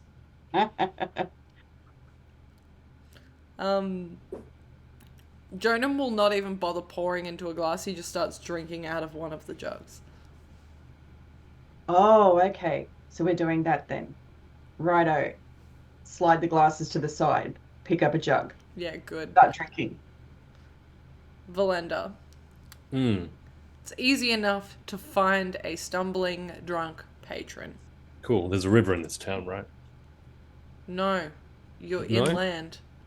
Okay. There's a fountain. There are rivers inland. Ugh, fine.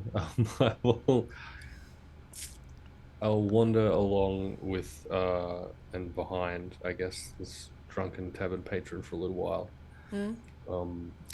When convinced that there is no one in the immediate vicinity to see this particular act, darkness will begin to form from one of the daggers at Velendar's chest and bubble out from him, eventually enveloping this person as well. And very quickly, very bloodily, but almost silently, they will be murdered in cold blood. But before they take their last breath, Velendar's going to rip open their shirt and he'll carve what initially looks like sort of an upside down cross, I guess, but then starts carving these kind of protrusions out from the side of it. First 4 on one side and then 4 on the other side. And his final breath will be taken with a dagger just stabbed into this guy's heart. As Velendar sends, for the first time in too many years for him to even remember, a small prayer to Lolth. What do you think you would say? if Lolth was listening. I'll let you know. Okay. And with that, as the night comes to a close, this dwarf finally in the tavern, no longer hassled by anyone asking for refunds. This group of halflings that have definitely drunk too much now and passed out on their table. That's where we're going to end this session. Yeah, hey, wow. Tension. I can feel the tension. Kira Hey. Brew, check her out. She's real cool. I'm doing good. Hey, thank you to everyone for tuning in. Thank you for the raids. Thanks for, I think there was a bunch of subs that came through at the start as well, and the bits. Appreciate the shit out of everyone for hanging out. It's been a while and I've missed this a bunch. So it was very nice to do this again. But before we raid, let's chat to the players real quick and relearn about who they are and what their favourite moments were this evening. We'll go in reverse order this time, kicking it off with Promethean. Who are you? Where can we find you? What was your favourite moment? Hey, I'm Promethean. There's a 0 in it. I'm a prolifically casual player of games, except for the ones that involve dice, which is now 90% of my personality. That's it. Fuckblood Island's coming. It's fucking pay attention. It's gonna be real cool. Favorite moment? I did enjoy the spoon throwing. That was good. Look, if I'm an angry Alicia, I hear the little brat that I raised make a smart-ass comment, I'd probably also throw a spoon. That's good. Lisa wasn't a knife, you know? Speaking of, Rin. Yeah, hello. Yeah, it's me. I'm coming back live with another weather update. It's still clear skies today. Today, the tech side of things has been pretty fucking clear. I have been playing Alicia this evening. I stream every day. That's my Mamba Jamba. If that's your, show up and I'm there. Except I don't stream every day anymore. Wednesday to Sunday. You liar! So that's my Mamba Jamba. That's what I do. I'm in other productions. We're kicking off another couple of recordings for Wild Magic West Part 2 for my character, which is very fun, which will happen soon. I might be a part of other stuff. You'll never know until you see me, and then you find out. Woo. My What was your favorite favorite part moment? was also throwing the spoon. No. Good. Fuck me. Whatever the fuck that, like, back and forth, like, dogpiling was on Fortune Teller, with Hakari and Marcus. Just being like, yeah, lol, clearly uncomfortable. Yeah. And just the doubling down. And then the occasional Velendar. Hello? That was good. That was good. Love that. You're up, Lachy. Yeah, Lachy, you're next. Motherfucker. Oh, sorry, hold on. Over to you, Lachy of MimicsDen. Hey, what's up? Lachy here from MimicsDen, taking you through our sponsors for this episode. I would like to thank the Deadpool and Wolverine Madonna Like a Prayer EP, now available on YouTube. And if you like that, you'll like a lot of the new music that is royalty-free, available on, I don't know what we say here, but my name's Lachy. You can find me over online at the MimicsDen on all the socials. I'm the DM producer, sound designer for the Tales from the Luckweavers Tavern podcast. Yeah, if you like a little bit of Eldritch Horror with a mix of Tavern Simulator, a little bit of cozy in there at the moment, there's some fun stuff. We just dropped an episode, which is basically Five Nights at Freddy's. If you're keen on that, come for a fucking look. It's great. It's cool. It's awesome. My favorite bit was man, God, there was like 3 different points which I was wheezing at. Look, I like the intro where we just kind of all stuck to the same gimmick. That was pretty fucking funny as well.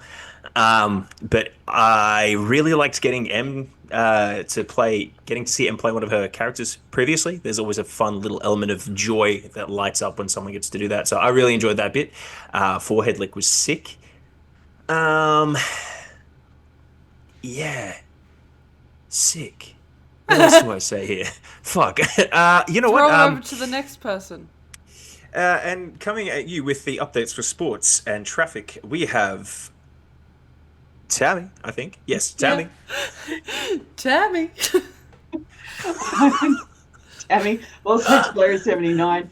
When I'm not here, you can find me on the Law Rights running Call of Cthulhu. And if I get my ass into gear and stop letting other stuff take my time, then you will see me in other places later this year. My favorite moment, because I specifically did not watch the boys episode because of spoilers, I have to admit, finding out Velendar was playing a priest. A man of the cloth, I think, is how he introduced himself. Indeed. A priest of the fourfold deity. And I'm thinking, Jesus Christ, of all the personas, a priest, Jesus. So yeah, no, that was my favorite moment because I obviously was not aware of that until that moment, and it was just like, what the heck? Yeah. Throw it over to the next person. Mr. Wenty, it is your turn. And thank you to Lara for that amazing piece from there. And just to recap tonight's news, that Velendar is a murder hobo. Good.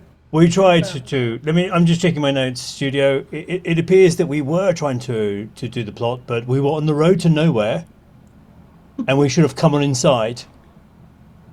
But no, sorry, I've lost it. I've lost Lachy for a second. He said to come back. Anyway, DM, I think my favourite moment was the fact that we survived 2 encounters, and we repaired the high hills. So no cobbler's bills there. Back to you in the studio, DM. Hello, my name's Emily. I'm the DM, producer, and chief executive Thirstmaster here. Soon to be Fuckmaster when Fuckbart Island comes out. 50 people, 10 assassins, 40 lovers, lots of death. It's gonna be great. It's gonna be real stupid. Also, tomorrow you'll find me over on the Law Rights Sword of the Skulls. Then Sunday, you'll find me over on Enchanted Realms, so yippity-doo-dah. Kaye! Yeah, that's it. Kaye, motherfucker.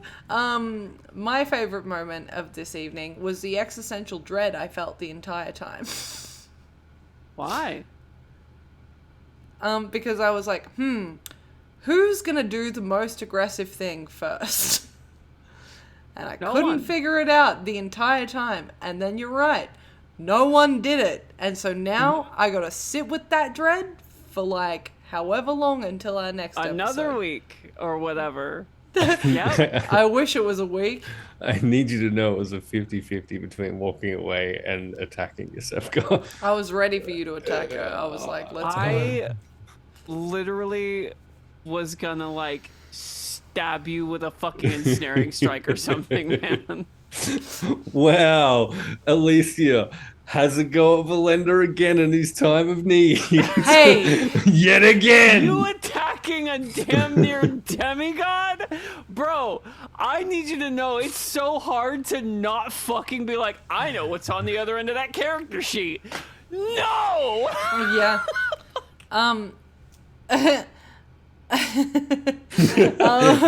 That laugh, that fucking laugh right there, it's just code for, yeah, you're all dead if you even try. Fuck Anyway, let's raid out. We're gonna go and raid out to Glow Pinkster because it's a 12-hour birthday stream over there. And Yellow, alright, Gloria. I'm pretty sure Gloria's that pretty it cool. looks like Sean, help action needed is on there, and maybe Spunky Taylor. I could be wrong. I can't see it because I'm still viewing here. But hey, go say hi. Be cool. Yeah. Be as cool as everyone here. So don't be cool at all. We will see. Whoa! Whoa! I'm way cool. We're rolling in a 510. Ice, baby. Take me to the beat. Dun, dun, dun, dun, dun. I'll take you to the channel. We'll see you all soon. Okay, goodbye. Love you, bye. Cool.